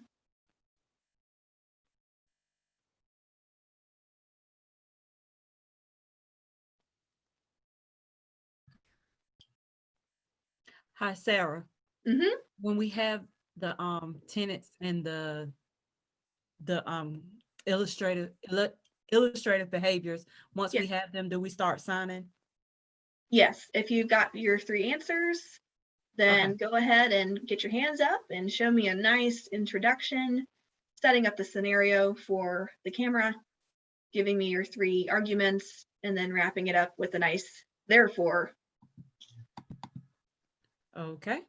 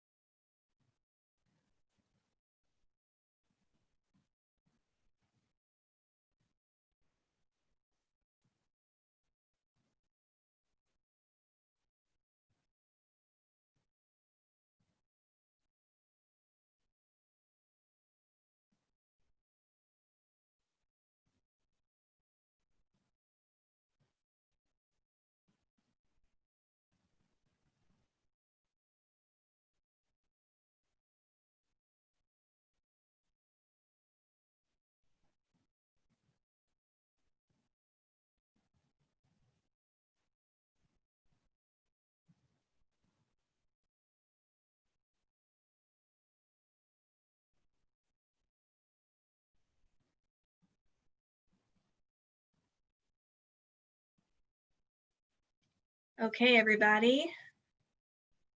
Start wrapping up.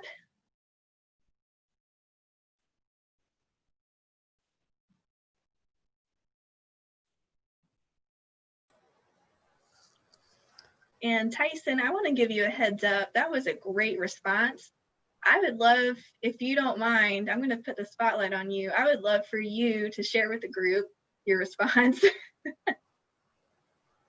If you're not a fan of that, I won't make you do it. Okay. So I think, oh yes, he's our professional actor. He should have no problem being on the stage right now. So I just want, that was very good. Thank you so much for sharing. So if everybody could pay attention, Tyson is going to model for us the appropriate response here. Wait, hold on a second. Yes. I gotta find him. Okay. Tyson, if you want to wave, maybe if you want to spotlight or pin yourself. Sarah, I think you as the host has to do that. I think you can click and pin him Pin for everybody video. to see. Okay. We can also pin him ourselves for our own screens. I'll just toss on the first one popped up, and then I got him. everyone got Great. me.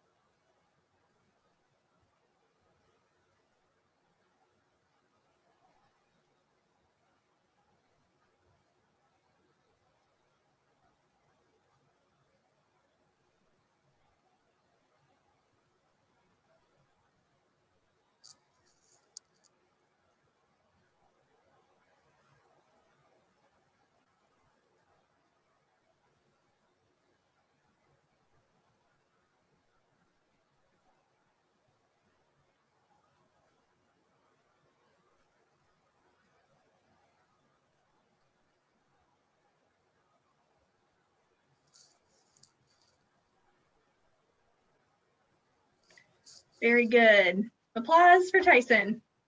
Nice work. Hate to be Thank a you party so pooper, much. but I didn't see anything. Oh no.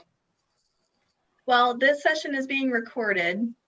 So I believe at the end, we're going to send that out. And so you should be able to catch it then. So, but thank you, Tyson. I appreciate you being willing to be up there on the spot. I felt like I couldn't have done it better. So I just wanted to showcase your response there. Just a quick question, Sarah. Yes. I noticed that the time is almost running out. Are we going to speak about the performance part besides the interview, or is this the performance part? Feels to me like. Yep, we're up next with the performance part. So Thank we you. might go a couple minutes over. I hope that's okay with you guys. I'll try my best, but I'm wanting to speak slowly, also giving you enough time to practice. So trying to beat the clock here. Performance section. We already talked about who's your audience. Take a look at your register. Think platform interpreting. Think consultative interpreting for any time you're doing an interactive segment. Any names that come across, any names that come on screen for your sample, your stimulus, write those down. Because if they tell you, Mr. Joe Schmo will give a presentation about, I don't know, credit reports. When he comes up and says, hello, my name, Joe Schmo, you might blank and miss the finger spelling. I would hate for you to miss something that was already given to you. So put that down on your cheat sheet. Any names or numbers that come up on the splash screen, put that down. So you can quickly take a look at your notes if you miss a finger spelling or number that was already previously given.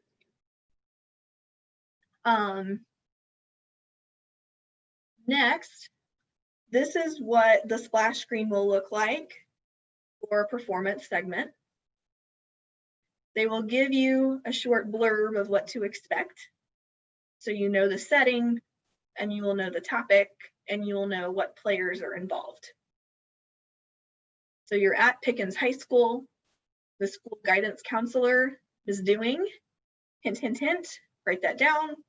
No doubt she will come up and introduce herself, and you want to make sure to catch her name. We'll host a session about seeking college financial aid and filling out FAFSA. I can never say that word, FAFSA forms. That's another thing you should write down, because no doubt she's going to put out FAFSA, and you don't want to miss something that was already given to you for free. Ms. Dewing will present an ASL. There's your clue. You're going to be voicing. Okay. And it'll come up, begin interpreting now. Here is the link. I'm going to supply that for you in the chat box. So after this segment is over, let me, bear with me. I'm going to pull that link out for you and put it in the chat.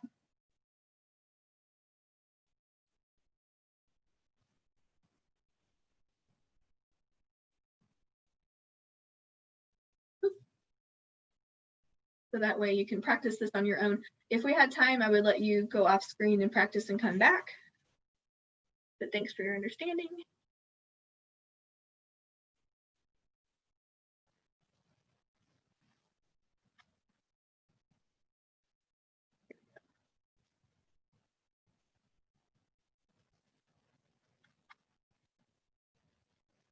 There we go. There's the link.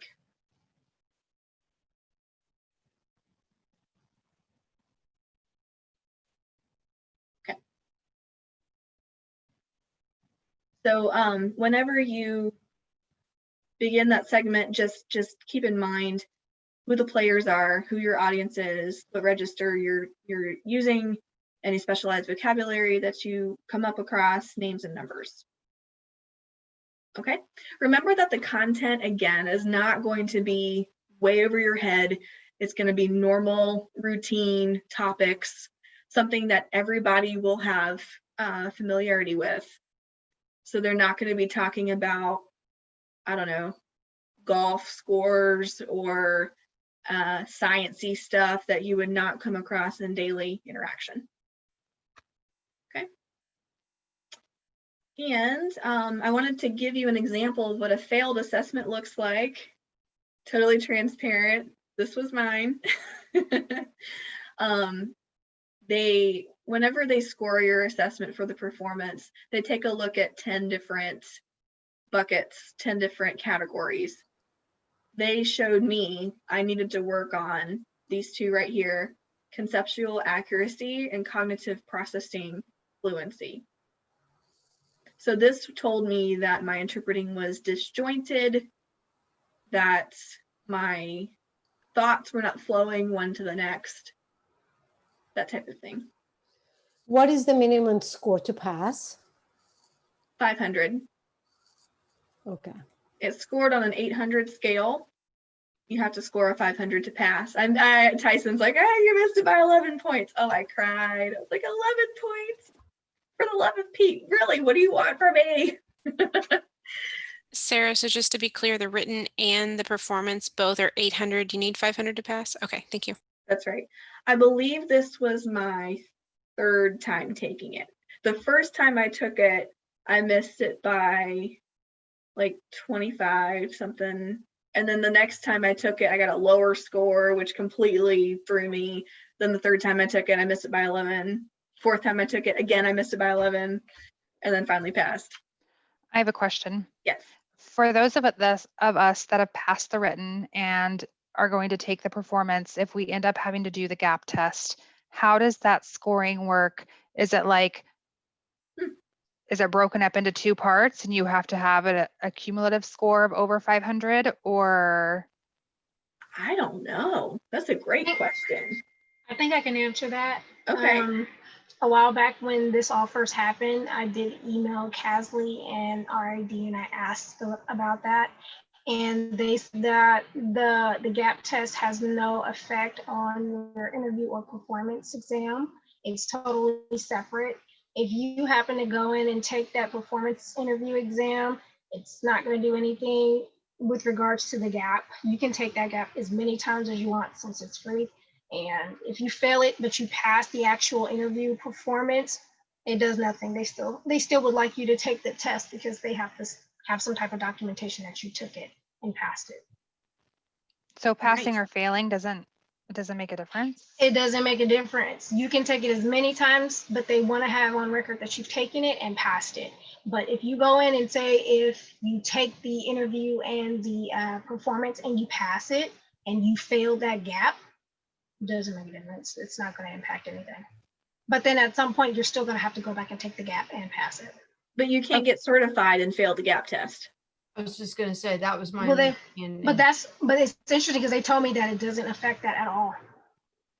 That doesn't make any sense. I know, but maybe they did make adjustments, or maybe they updated that information. So I could be wrong. And so the gap test is a computer-based test that you can go and sit at a computer, and that covers the ethics part. Okay, and then if you pass that, then you take the interview and performance part, which is what we're going over now. Just make sure. I was in the car when we covered that, and Yeah, I've been told if I took that gap test today and I was scheduled to take the interview next week, if I fail that gap test today, I can still take the interview. Okay. It was So my passing or understanding that failing, it's supposed to so passing or failing the gap will not impact your score for either of the other tests. You just have to pass the gap eventually in order to get that certification. Right. okay. So for the second portion, for the performance, you still have to score 500. Yeah. Gotcha. Question. Apparently, yes. Yes. Question. Do we have any idea when they're gonna start the gap? I missed that in the conversation. That's fine. The gap will not begin until they flip the switch and actually start running the new performance test. But do we have any idea when that is? I mean, they've hinted and said spring next year. Spring of 2021 or 20. So if we sign up now, you think You're going to be taking the current old version of the performance and interview. Thank you. You betcha. But I was also told that that's okay to do, that that's not going to make you look like your certification is obsolete and that you should rush to take the new version, that it will be still seen as a valid form of credentialing. Right. Very good. Okay. So again, this will be in the PowerPoint that will be emailed to you, but this is what I received back after I failed the test, and it showed me what the definitions are for each of these 10 tasks: conceptual accuracy, articulation, cognitive processing and fluency, finger spelling. Remember, this is for both languages. So finger spelling, receptive and productive, expressive. Okay. And it gives you it doesn't give you feedback. Like the EIPA gives you pages and pages of feedback. This is very canned response. The only thing that they give you that pertains to your actual test are whatever categories they show you. Then you have to go to the glossary that they attach to your results and go see what they mean by those terms. That's it. I wish they would give more, but they don't. Do you have each of the, there's the rest of the categories. Thank you. You're welcome. It wouldn't all fit on one page to where it could be big enough.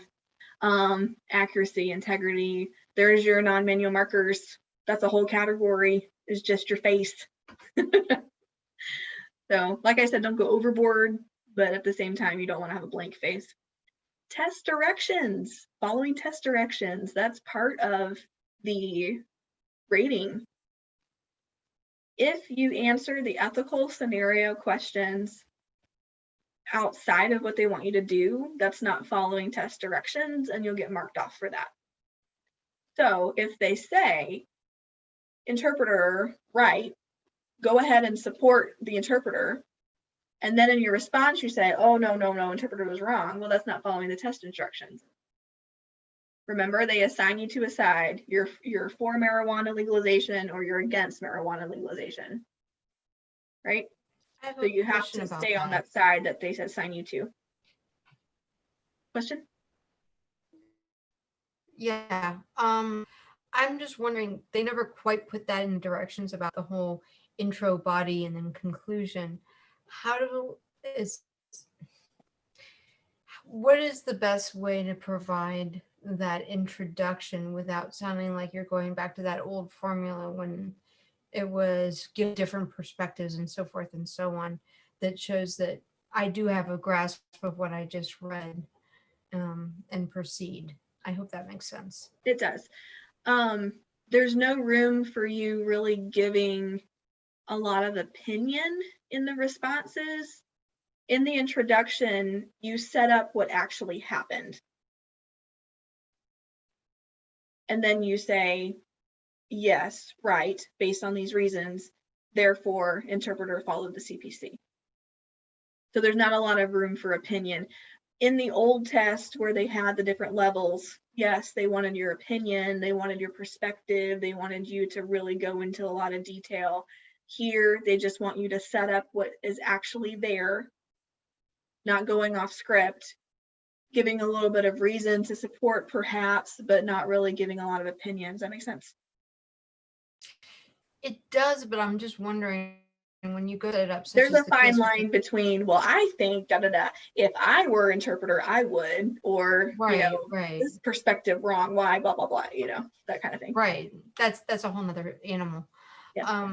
I guess what I'm getting at is, like, you go to set it up, it's almost like I guess you're trying to summarize what's going on. So, like, in the case of the diabetic patient, you're going to say there's a patient that's combative, and the interpreter revealed that they were diabetic to the nurse. And that should be enough of an intro, or do you need to go further? Because I'm thinking you only have 3 minutes. So right. If you just give that's enough of the intro. Just name the players in the game, what happened, boom, boom, boom, and then you give your 3 reasons. Okay. So, very good. That's right. Yeah. Transitions.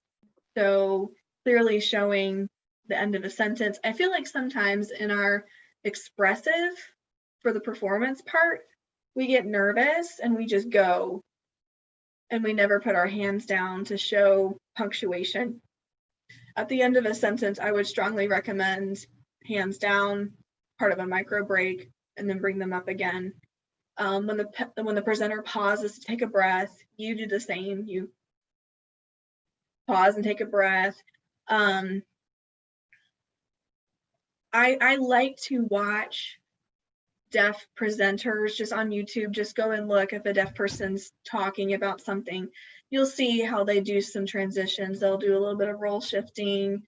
They'll say, it happened, da da da da da. Later, da da da da.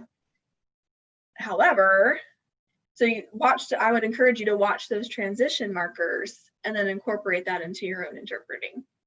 It'll give some nice breaks to where it's not just a run-on sentence. That's my point, is you don't want to have a lot of run-on sentence or any. Sarah, do you recommend specific YouTubes we should follow?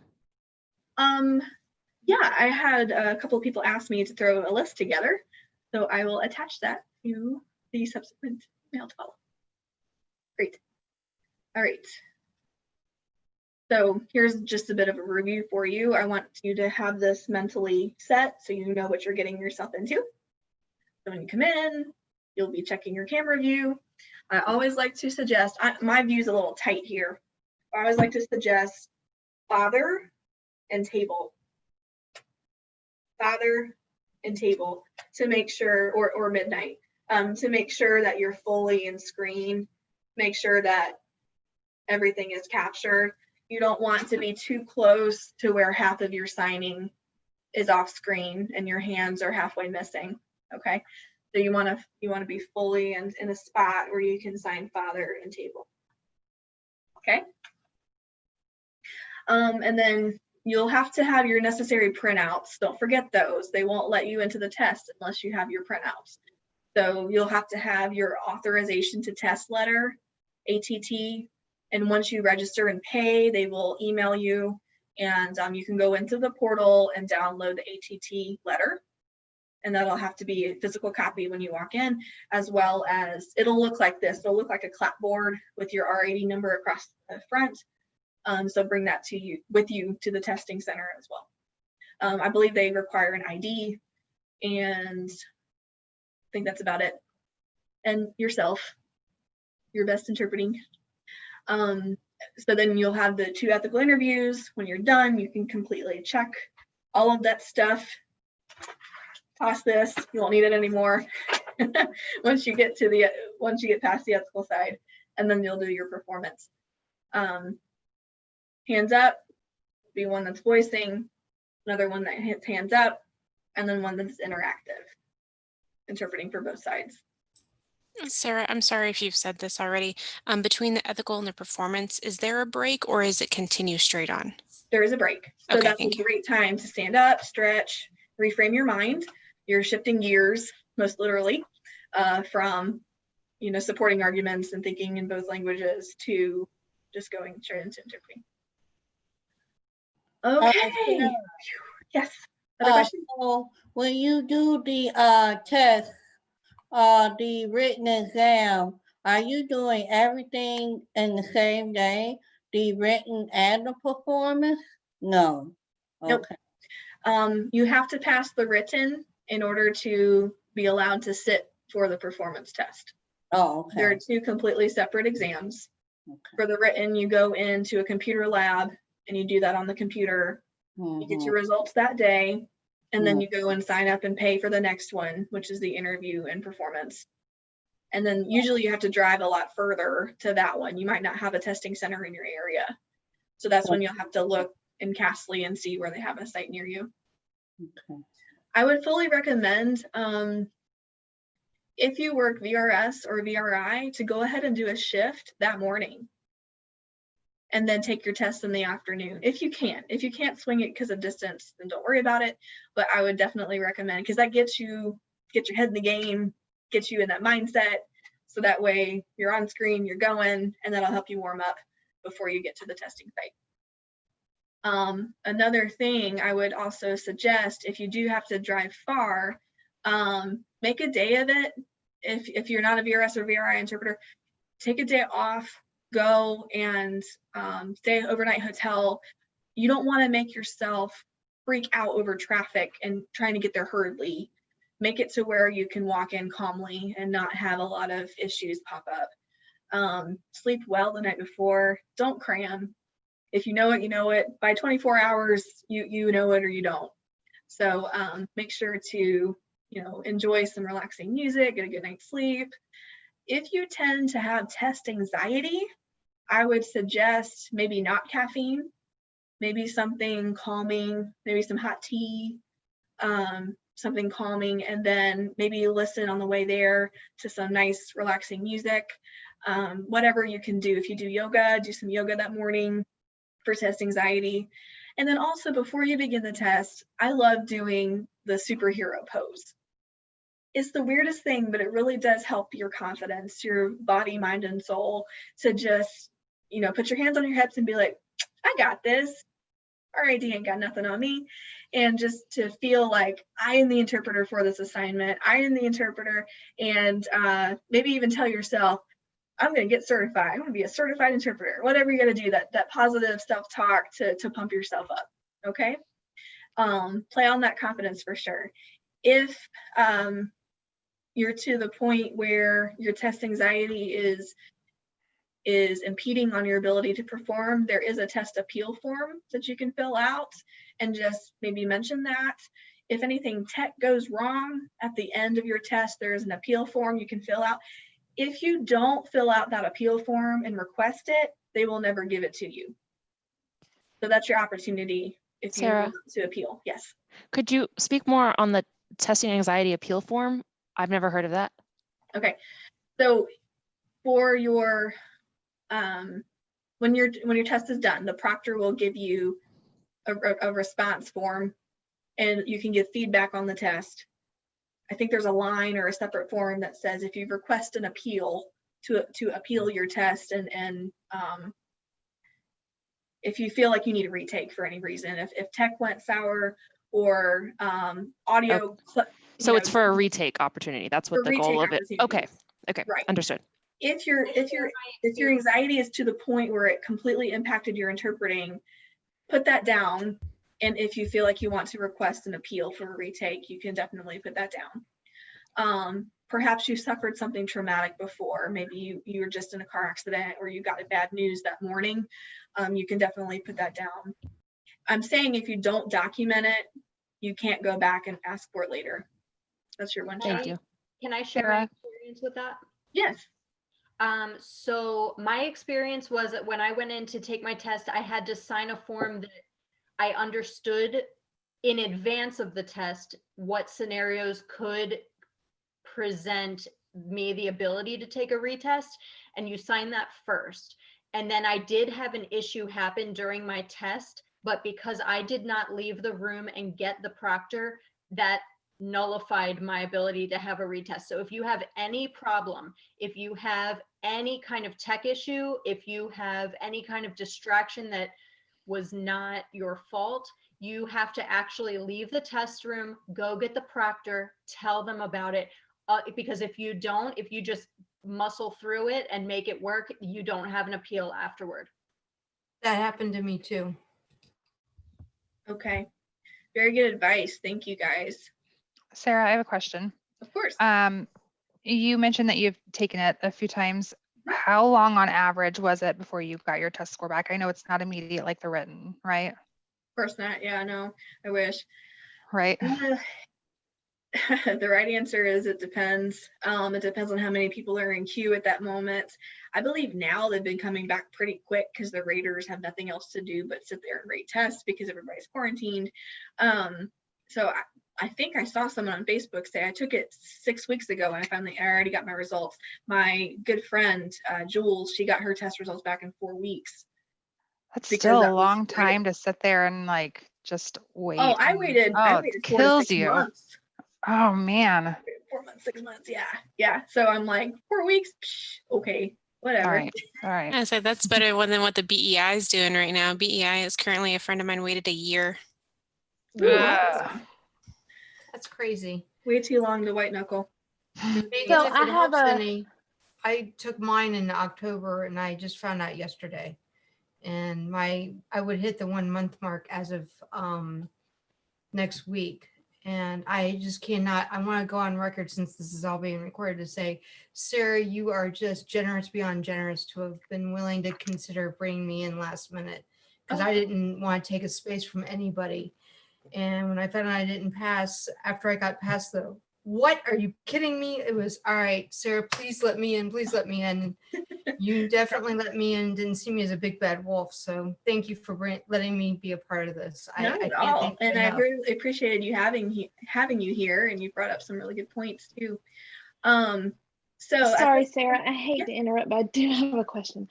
Okay, so for those of us who, like myself, have ADD, ADHD, testing issues in general, is there a way, not just for the handout side, but the written side, to get the extra time, to get the accommodations that we would need to do our best on that test?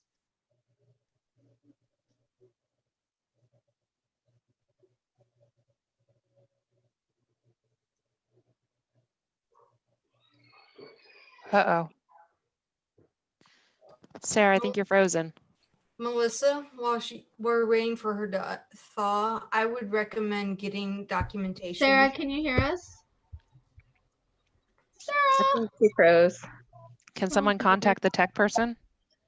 Well, she's not here, so that's not going to help us. Melissa, I would say get documentation from like a psychiatrist or somebody I'm calling that usually does those diagnoses, and that's what's helped me in the Nobody past can when hear I've you or needed see you or extended time. anything. I don't know.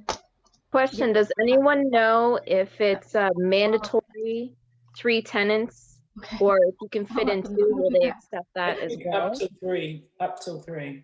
Up to 3. Okay. So they'll Right. accept I like did the 2, same. Yeah. like 2 really What was the good question? ones if you can't fit it in. The question you- was whether or not we should do 2 or 3 tenants. I would say, since I just recently got my results back, I stuck with 2 and they labeled my answers as poor. So aim Oh. for 3. I have I don't know if Okay, you just so asked that go for question. 3. Yeah, so Sarah, I, are you back?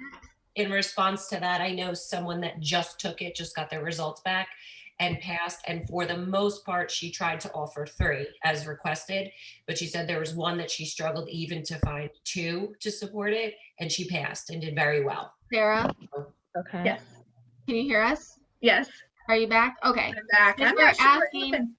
some of the discussions they were having was, well, Melissa was asking about those accommodations, and then also they were talking about, do you have to have a minimum of 3 tenants for your support, or are they wanting more than 3? Who came up with the number 3? 3 is just best practice. When I popped in, I heard someone saying, yes, 2 is fine to pass. 2 is fine to pass. If you can't pick a third one, 2 is fine. 3 at best. If you want to go 4, fine, but best practice is 3. 2 would be fine. Okay, because I heard 2, like if you have really, 2 strong points, and yes, they'll accept that if you can't really fit in the third, because you don't want to struggle or have the choppiness of trying to sign that last one where you just fit in those 2, you show that you're confident and just kind of end there. Right. And just leave that be. Exactly. Can I, one thing real quickly, I'm about to leave. I do want to say, I'm going to put in the chat for all the interpreters, if anyone wants to create like a study group, quote unquote. I've never been around so many interpreters who are trying to have the same goal. So I'm going to put my email address in the chat. And if you want to get on it and practice and study with me, I'm about that. So yes, Megan, I see you. Awesome. My name's Ashley, by the way. So I'm putting it in there now. Thank you so much, Sarah. Of course, no problem. So like I said, this can be the official end of the workshop. If you need to leave, go for it. I'm happy to stay and answer more questions. Show you what to do, please. I'm happy to stay and answer more questions. I had some questions that were asked via email. I'm going to go down that list now. So if you emailed in a question, I'm going to now read all over those. So I'm going to interrupt you real quick, Sarah, for those that are leaving, just so I can get my announcement out real quick. So the email link is in the chat box.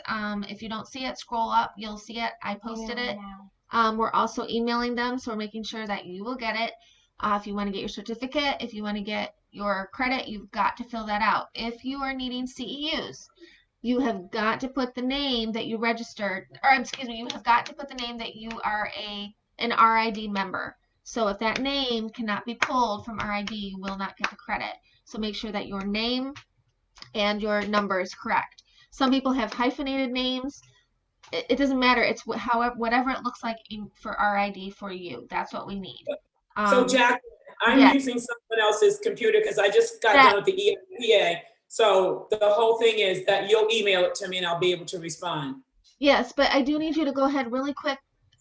In the chat box, put your name. We had announced this at the beginning.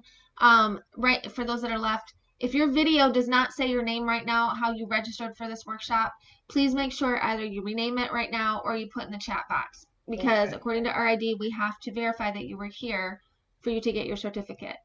Do I need to put my member number or just my name? Just your name. Just your name. So we know who, and put who you were on the video. So I know.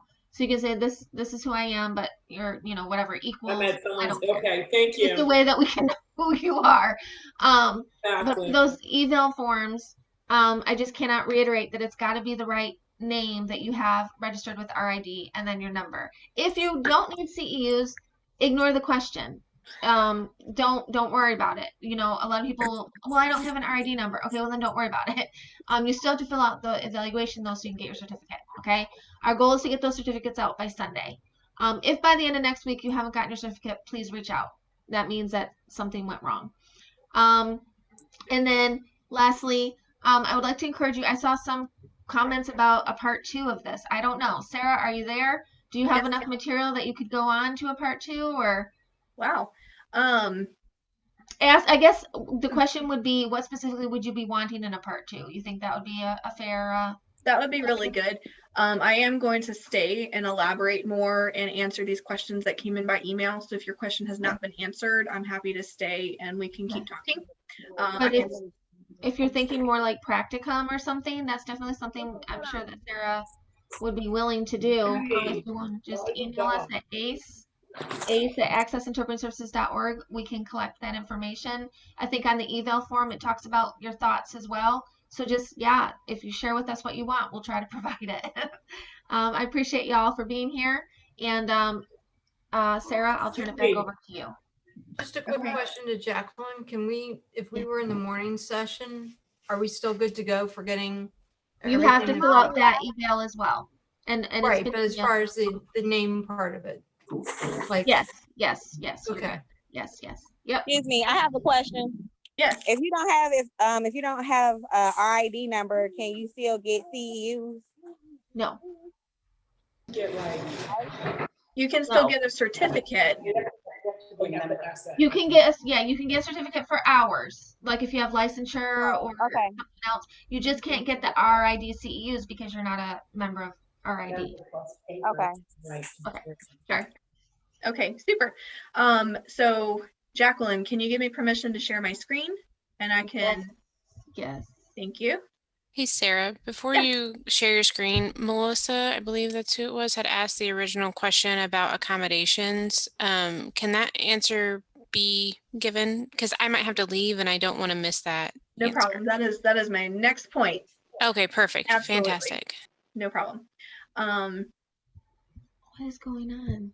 Sarah, is it not? I haven't changed anything. I'm sorry. It's because I had to come back in, so I'm no longer host. Oh, gotcha. Okay, there you go. Now you are.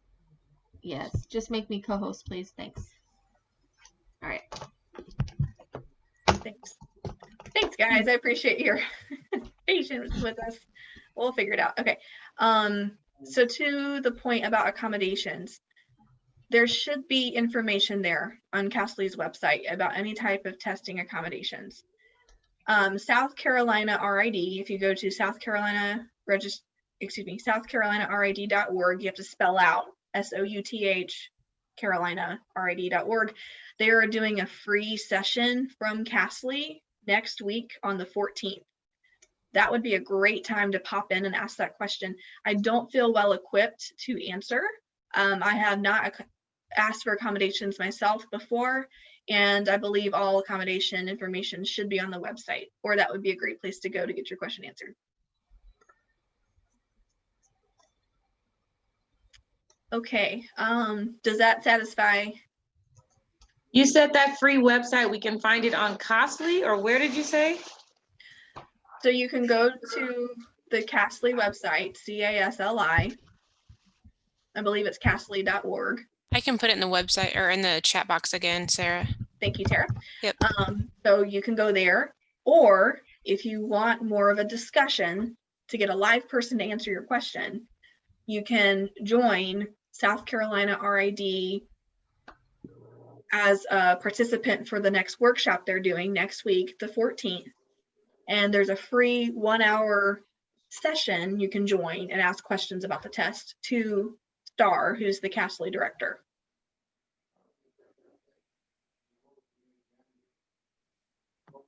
All right, so emailed questions. I'll read the question and then I will respond. Do you think the current version is a good test of your skills? I believe it's the best they have at this point. And is it real world? Of course not. Do I think that they'll probably come up with something better in future? I think so. But this is what we have at this point.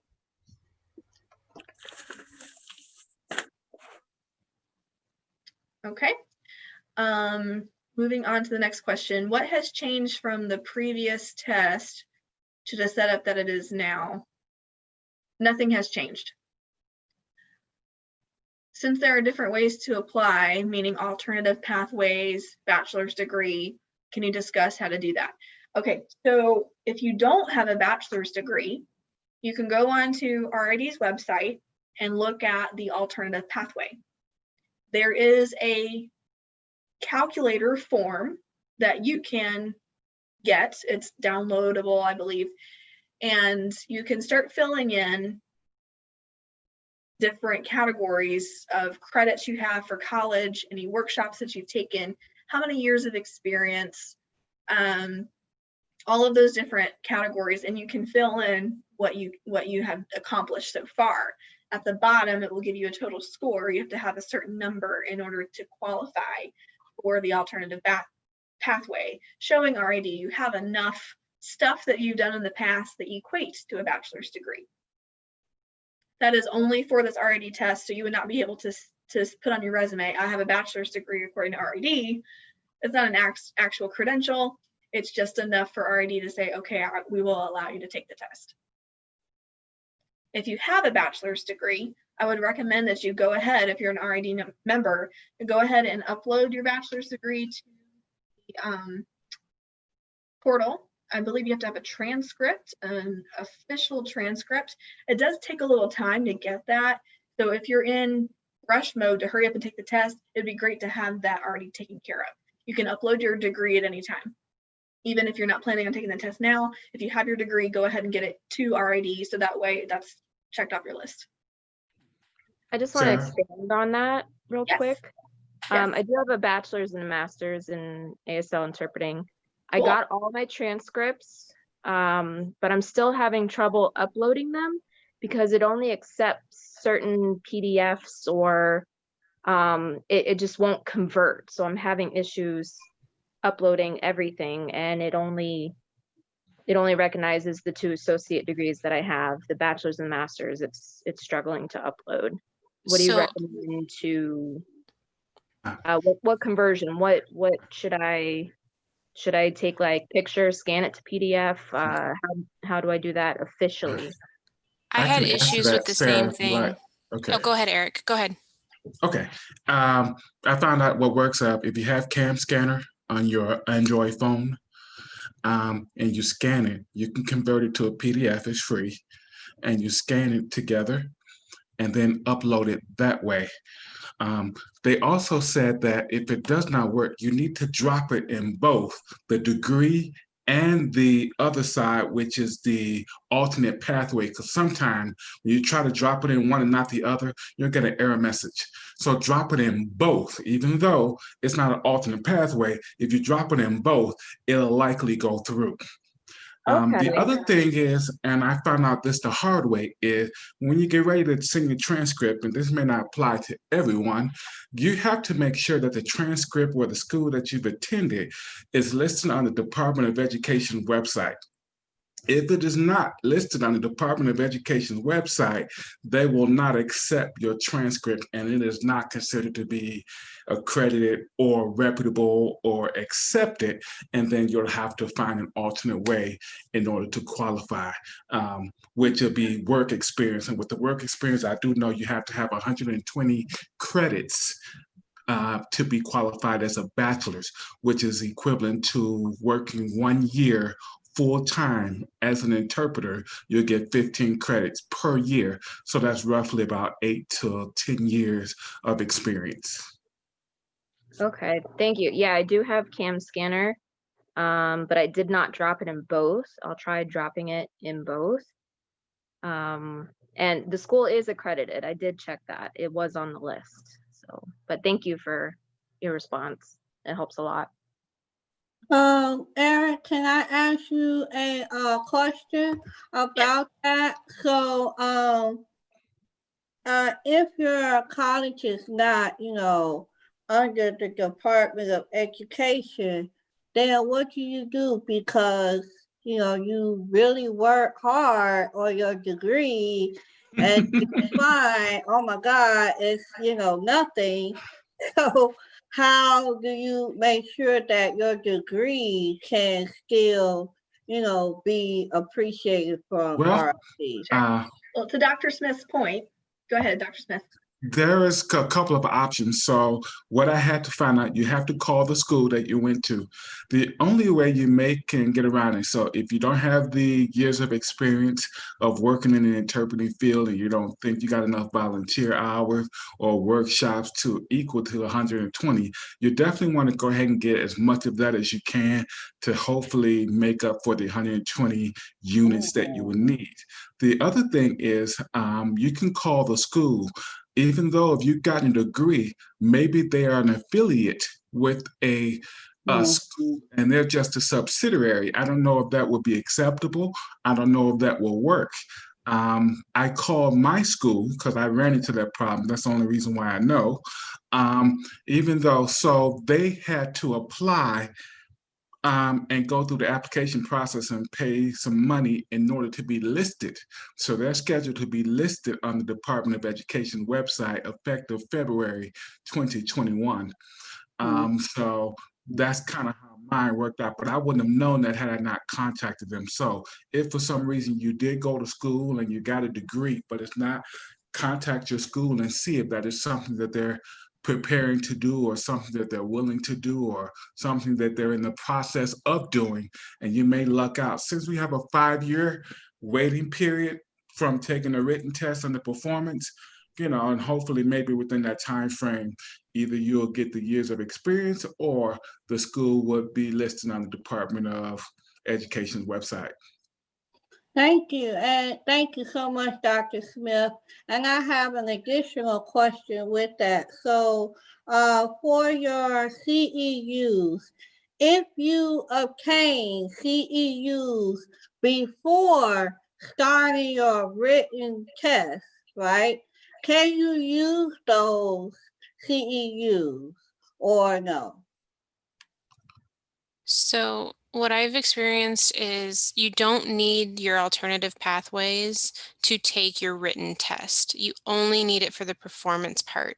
So you can go ahead and take your written while you're gathering all your information for the alternative pathways to take the performance. And you can use up to, I believe it's 5 years worth of CEU credits. And so you can only max out at using that You might 5 wanna, years. Each section has a different limit of how many years you're allowed to use. So it says it all on that form that Sarah suggested.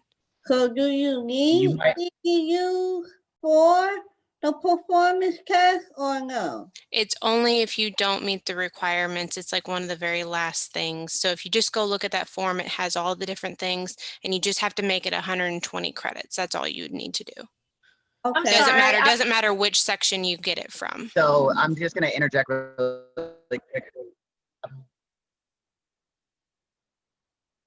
So I'm going to interject really quickly. You might want to double check that the alternative pathway was updated and they're no longer accepting CEUs as part of any kind of credit for the Okay. I was able to use CEUs when I lapsed on it and worked it at that time. So they changed it. Gotcha. Thank you, Mark. That's really good information. I believe Mark was cutting out a little bit.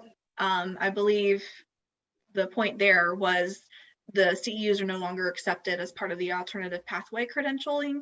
So yeah, that's a bummer. Oh my gosh. I just printed the form last week and it was still on there, so I would contact someone. Check the date on that form. Okay, thank you. Yeah, good points.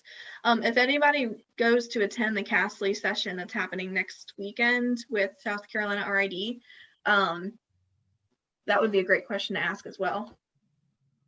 So very cool. Okay, let's see. I'm just wanting to answer the next question here that was emailed. Yes, I will send a resource list for practicing the performance section. So a good smattering of YouTube videos for you to practice on. And we talked about staying relaxed. We talked about appropriate lag time. What are the top skills to hone for maximum points on the exam? Definitely just smoothing out interpreting, making sure that you have good, full, complete sentences. You're putting your hands down whenever no one is talking. Trying to think what else.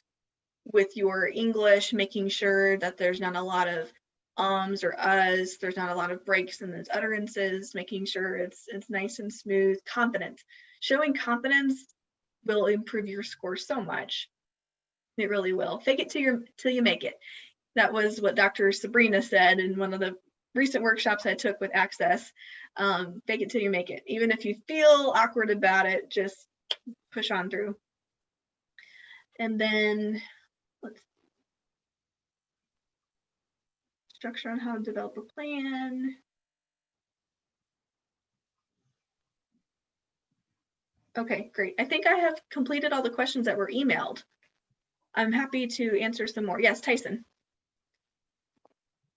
Mine's not necessarily a question, just a really quick observation. Thank you for doing this to clarify some stuff for me. I think my biggest issue with this whole certifying situation is we have this whole CPC that they want us to memorize within an introvert's life, which then they use to have us flip on either yay or nay. So it has always made me curious as to why have a CPC, right, of rules to follow in which you can interpret them either way. So you just had this situation where you flipped it, the same situation, positive or negative.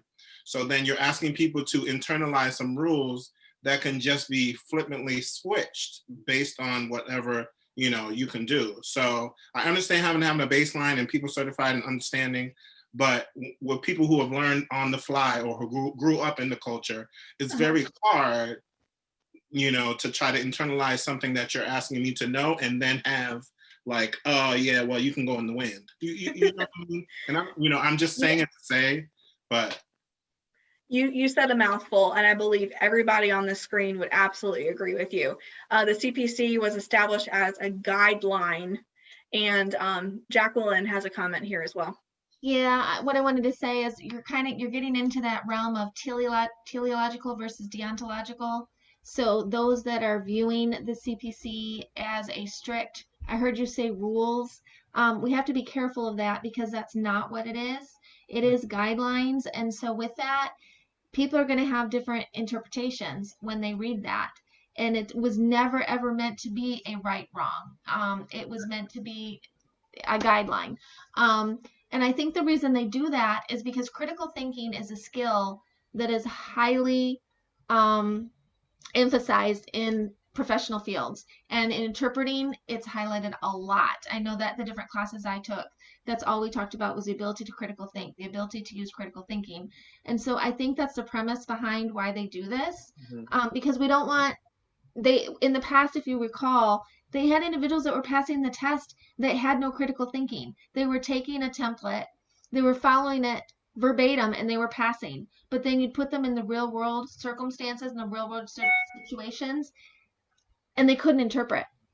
Okay. And that's I think why the NIC has changed the way that they do that. I mean, they had people passing it right and left because it was a template. They were being taught it in the class. This is what you do. This is what you do. The Pepsi, like all of that. I remember. I was a part of it. I've been in this for forever. And so while it's frustrating, I understand, but it's the same as I loved Sarah's analogy with the lawyers. You are going to defend someone you don't necessarily agree with, but you still have to be able to defend them. Right. And so as interpreters, it's the ability to know that CPC inside and out. I was told they're never ever going to have you support your answer in a way that would be blatantly against the CPC. That would never happen. So they would never ever say, support the interpreter for doing this, and that it is blatant unacceptable. Yeah, they would never say, interpreter slept with client. Use CPC to support. Interpreter followed CPC, slept with client. Right. They would never have you do that. They're going to give you scenarios that can be argued from both sides. I just don't want to get to a situation where, you're like, call for something, because as long as you can, the CPC and you can decide why you made a decision, because in that scenario, I can see that client, getting better and yelling at you for telling her business, even if I knew that client that client could be somebody that I know is very like, you know, big D deaf, and my business is my business. So if I then turn around and tell the doctor, even if it did result into her being fine, I can see them being mad at me for telling her business before we started. That's all. Right. No, I hear you. Absolutely hear you. In that moment, when you know that client and that's a no-go, don't do it. Absolutely.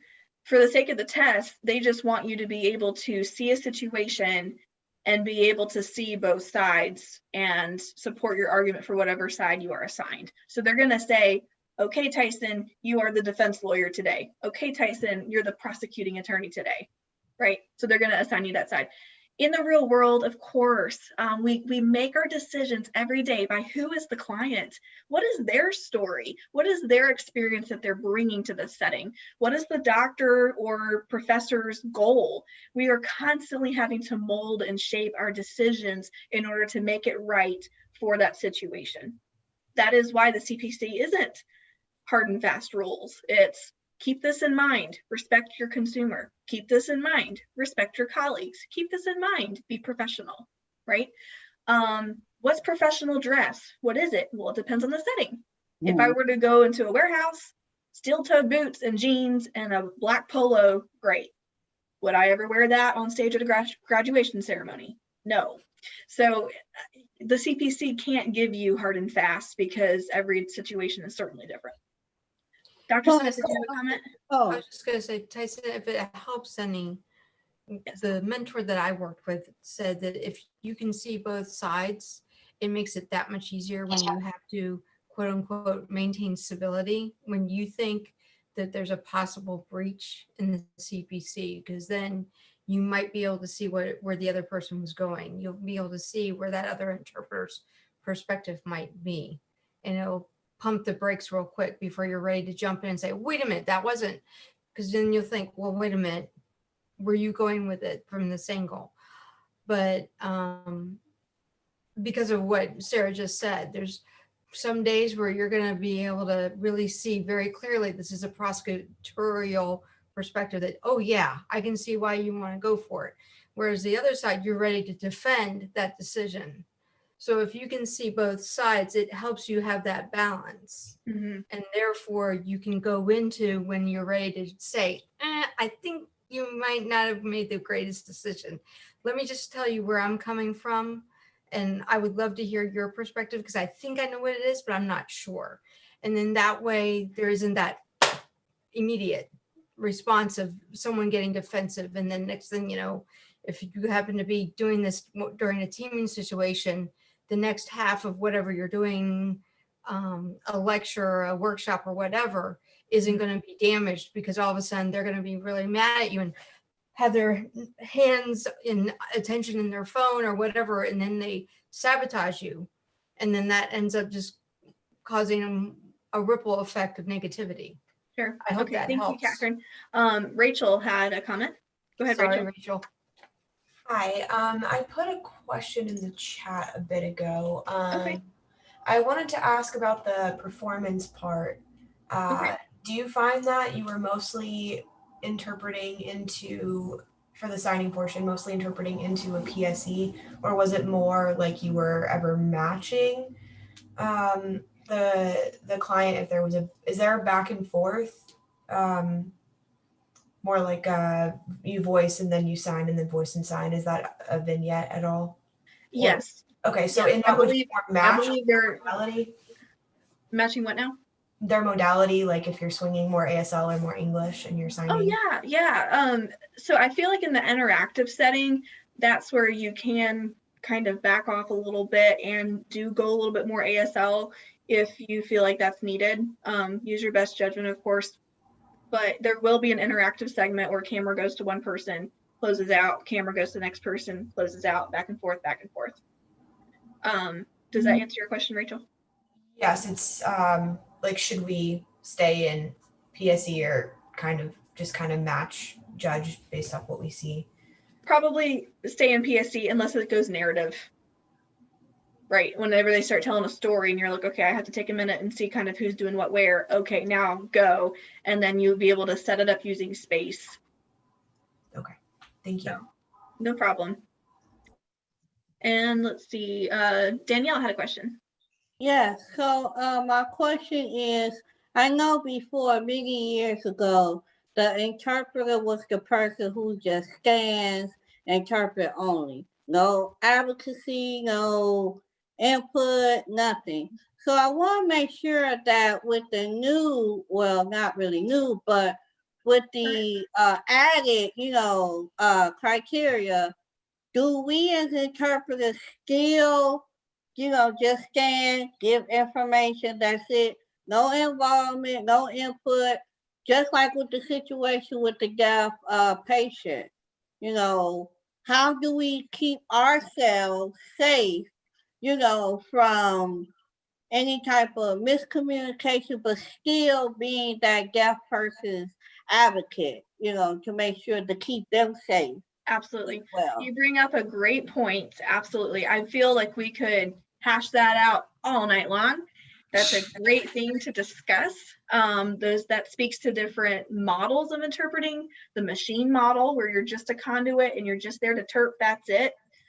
The bilingual, bicultural, where you are kind of, you are that facilitator in implementing, there's the I word I was looking for earlier, implementing cultural mediation, which would be the scenario we just talked about. And then there's also the helper model, where you're going over and beyond, you're pushing the wheelchair, you're bringing water, all of those things, which is not so good. We can spend all day talking about that. For this test, you won't need to answer or defend a lot of that. In the written portion of the exam, you'll need to know what those are: machine model, conduit, bilingual, bicultural, and helper model. But for the sake of this test, you won't have to back that up. Katura had a question. Thank you. Were there any other strategies that weren't covered that maybe you wanted to cover as far as going from ASL to English in the performance part of the exam? Any other tips and tricks? Yeah, I would definitely try to put yourself in character of whoever is talking. Keep in mind differences between typical female speech and typical male speech. A little bit of discourse analysis is excellent there. If you have a female talking, typically there's more flowery speech. There's a lot of, it's more rapid. There's a lot more words per minute. When a male speaks, typically, it would be shorter, more concise, a lot of pauses for emphasis, etc. Got it. So I would maybe try to keep in that frame of mind. If you're voicing for a child, make sure that your vocabulary is appropriate for that age group. And that's what I would say. Dr. Smith, did you have a comment as well? Well, I've learned the hard way.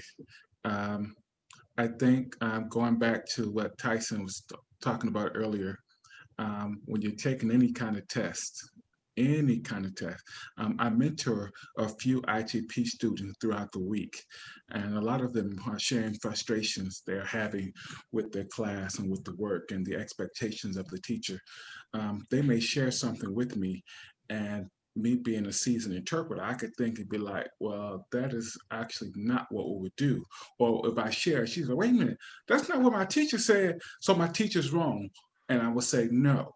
So the whole point is, when we're taking tests or we're going to school, sometimes our responses have to be tailored to their expectation. So if you're in school and the teacher's asking you a question, give them the answer that they're looking for so you can pass the class. Mm-hmm. We're taking a test and an ethical situation is presented.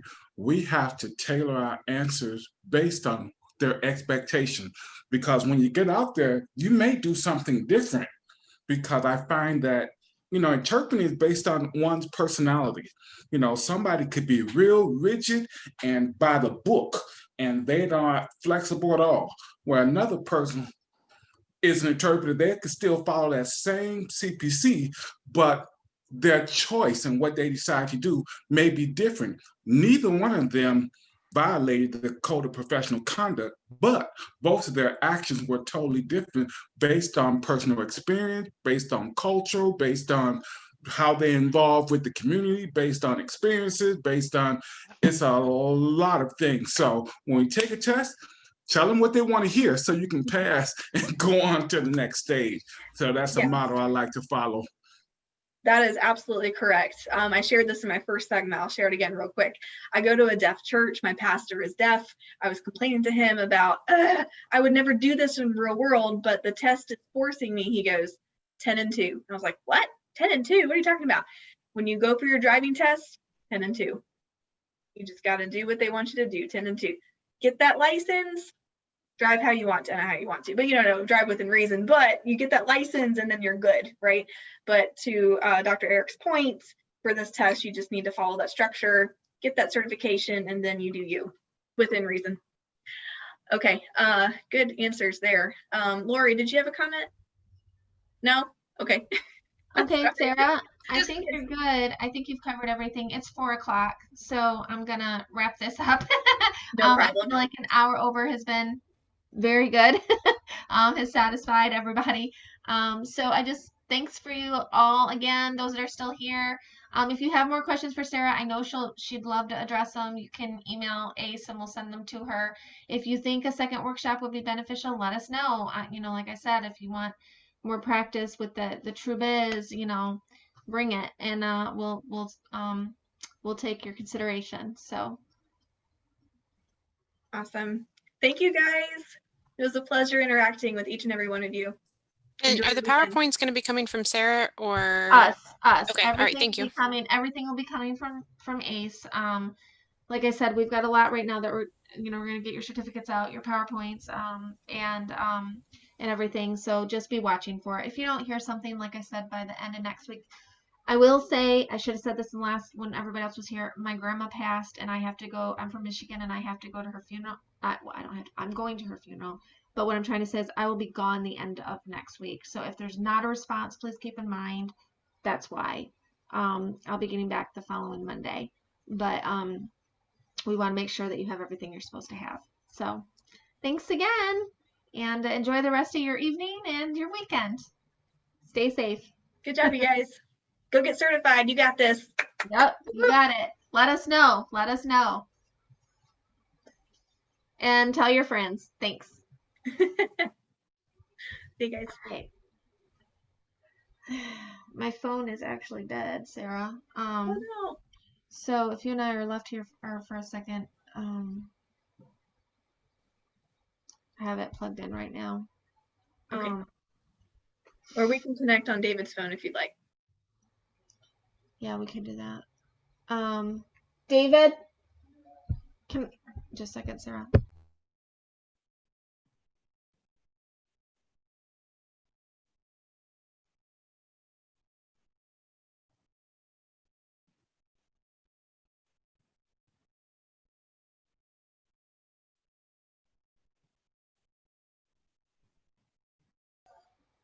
Sarah, do you know his number? I think I do, yes. Okay. I'm going to end the meeting then. If Okay. I've got it plugged in. Good to see you, Anna. I didn't mean to hang up. I like your background. How do you get 2 colors? Like, oh, it's not. It's just lighting. So cool. Yeah, it's a cranberry colored paint. Oh. So cool. Yeah, I don't ever interpret up against it. I have my gray thing over here if I ever do. So. Cool. I had some questions for you, but I can ask them later, I guess. Oh, hit me. I'm right here. What you got? So when you're talking about, you know, the whole vignette thing. Oh my gosh. Okay, so do you have to do the exact 2.2, like 2.1, 3.4? Like, you have to be the exact number, or could you be general? According to CPC confidentiality number 1, like I thought you could do kind of like the general, like you for you can. Like the numbers are not like hard. for like 4, because for like I think it was like 4, you know, respect for clients. Like I was more general, like you know, 1 is confidentiality, and then you know, if I just did general for like, you know, 7 is ethical business practices, you know, just according to that, you would da da da da da da. So are you supposed to like list exactly the numbers 1.2? The numbers aren't required, but I just teach the numbers because that helps people pinpoint exactly what it is. And it helps you. You could say like, according to the CPC, respect for clients, number 4 or 5, I can't remember which one. But just saying You can do any of that type of, I've never done it that way. What I know will pass your test is using the numbers and the tenants and then giving a little explanation. I'm just teaching the way I know will actually pass with the readers. If you want to change it up, think self. I just can't guarantee that would get you a passing score. I would say probably, but I don't know. Go back and review my results because I think I did good on my. Well, the other thing is if you give the exact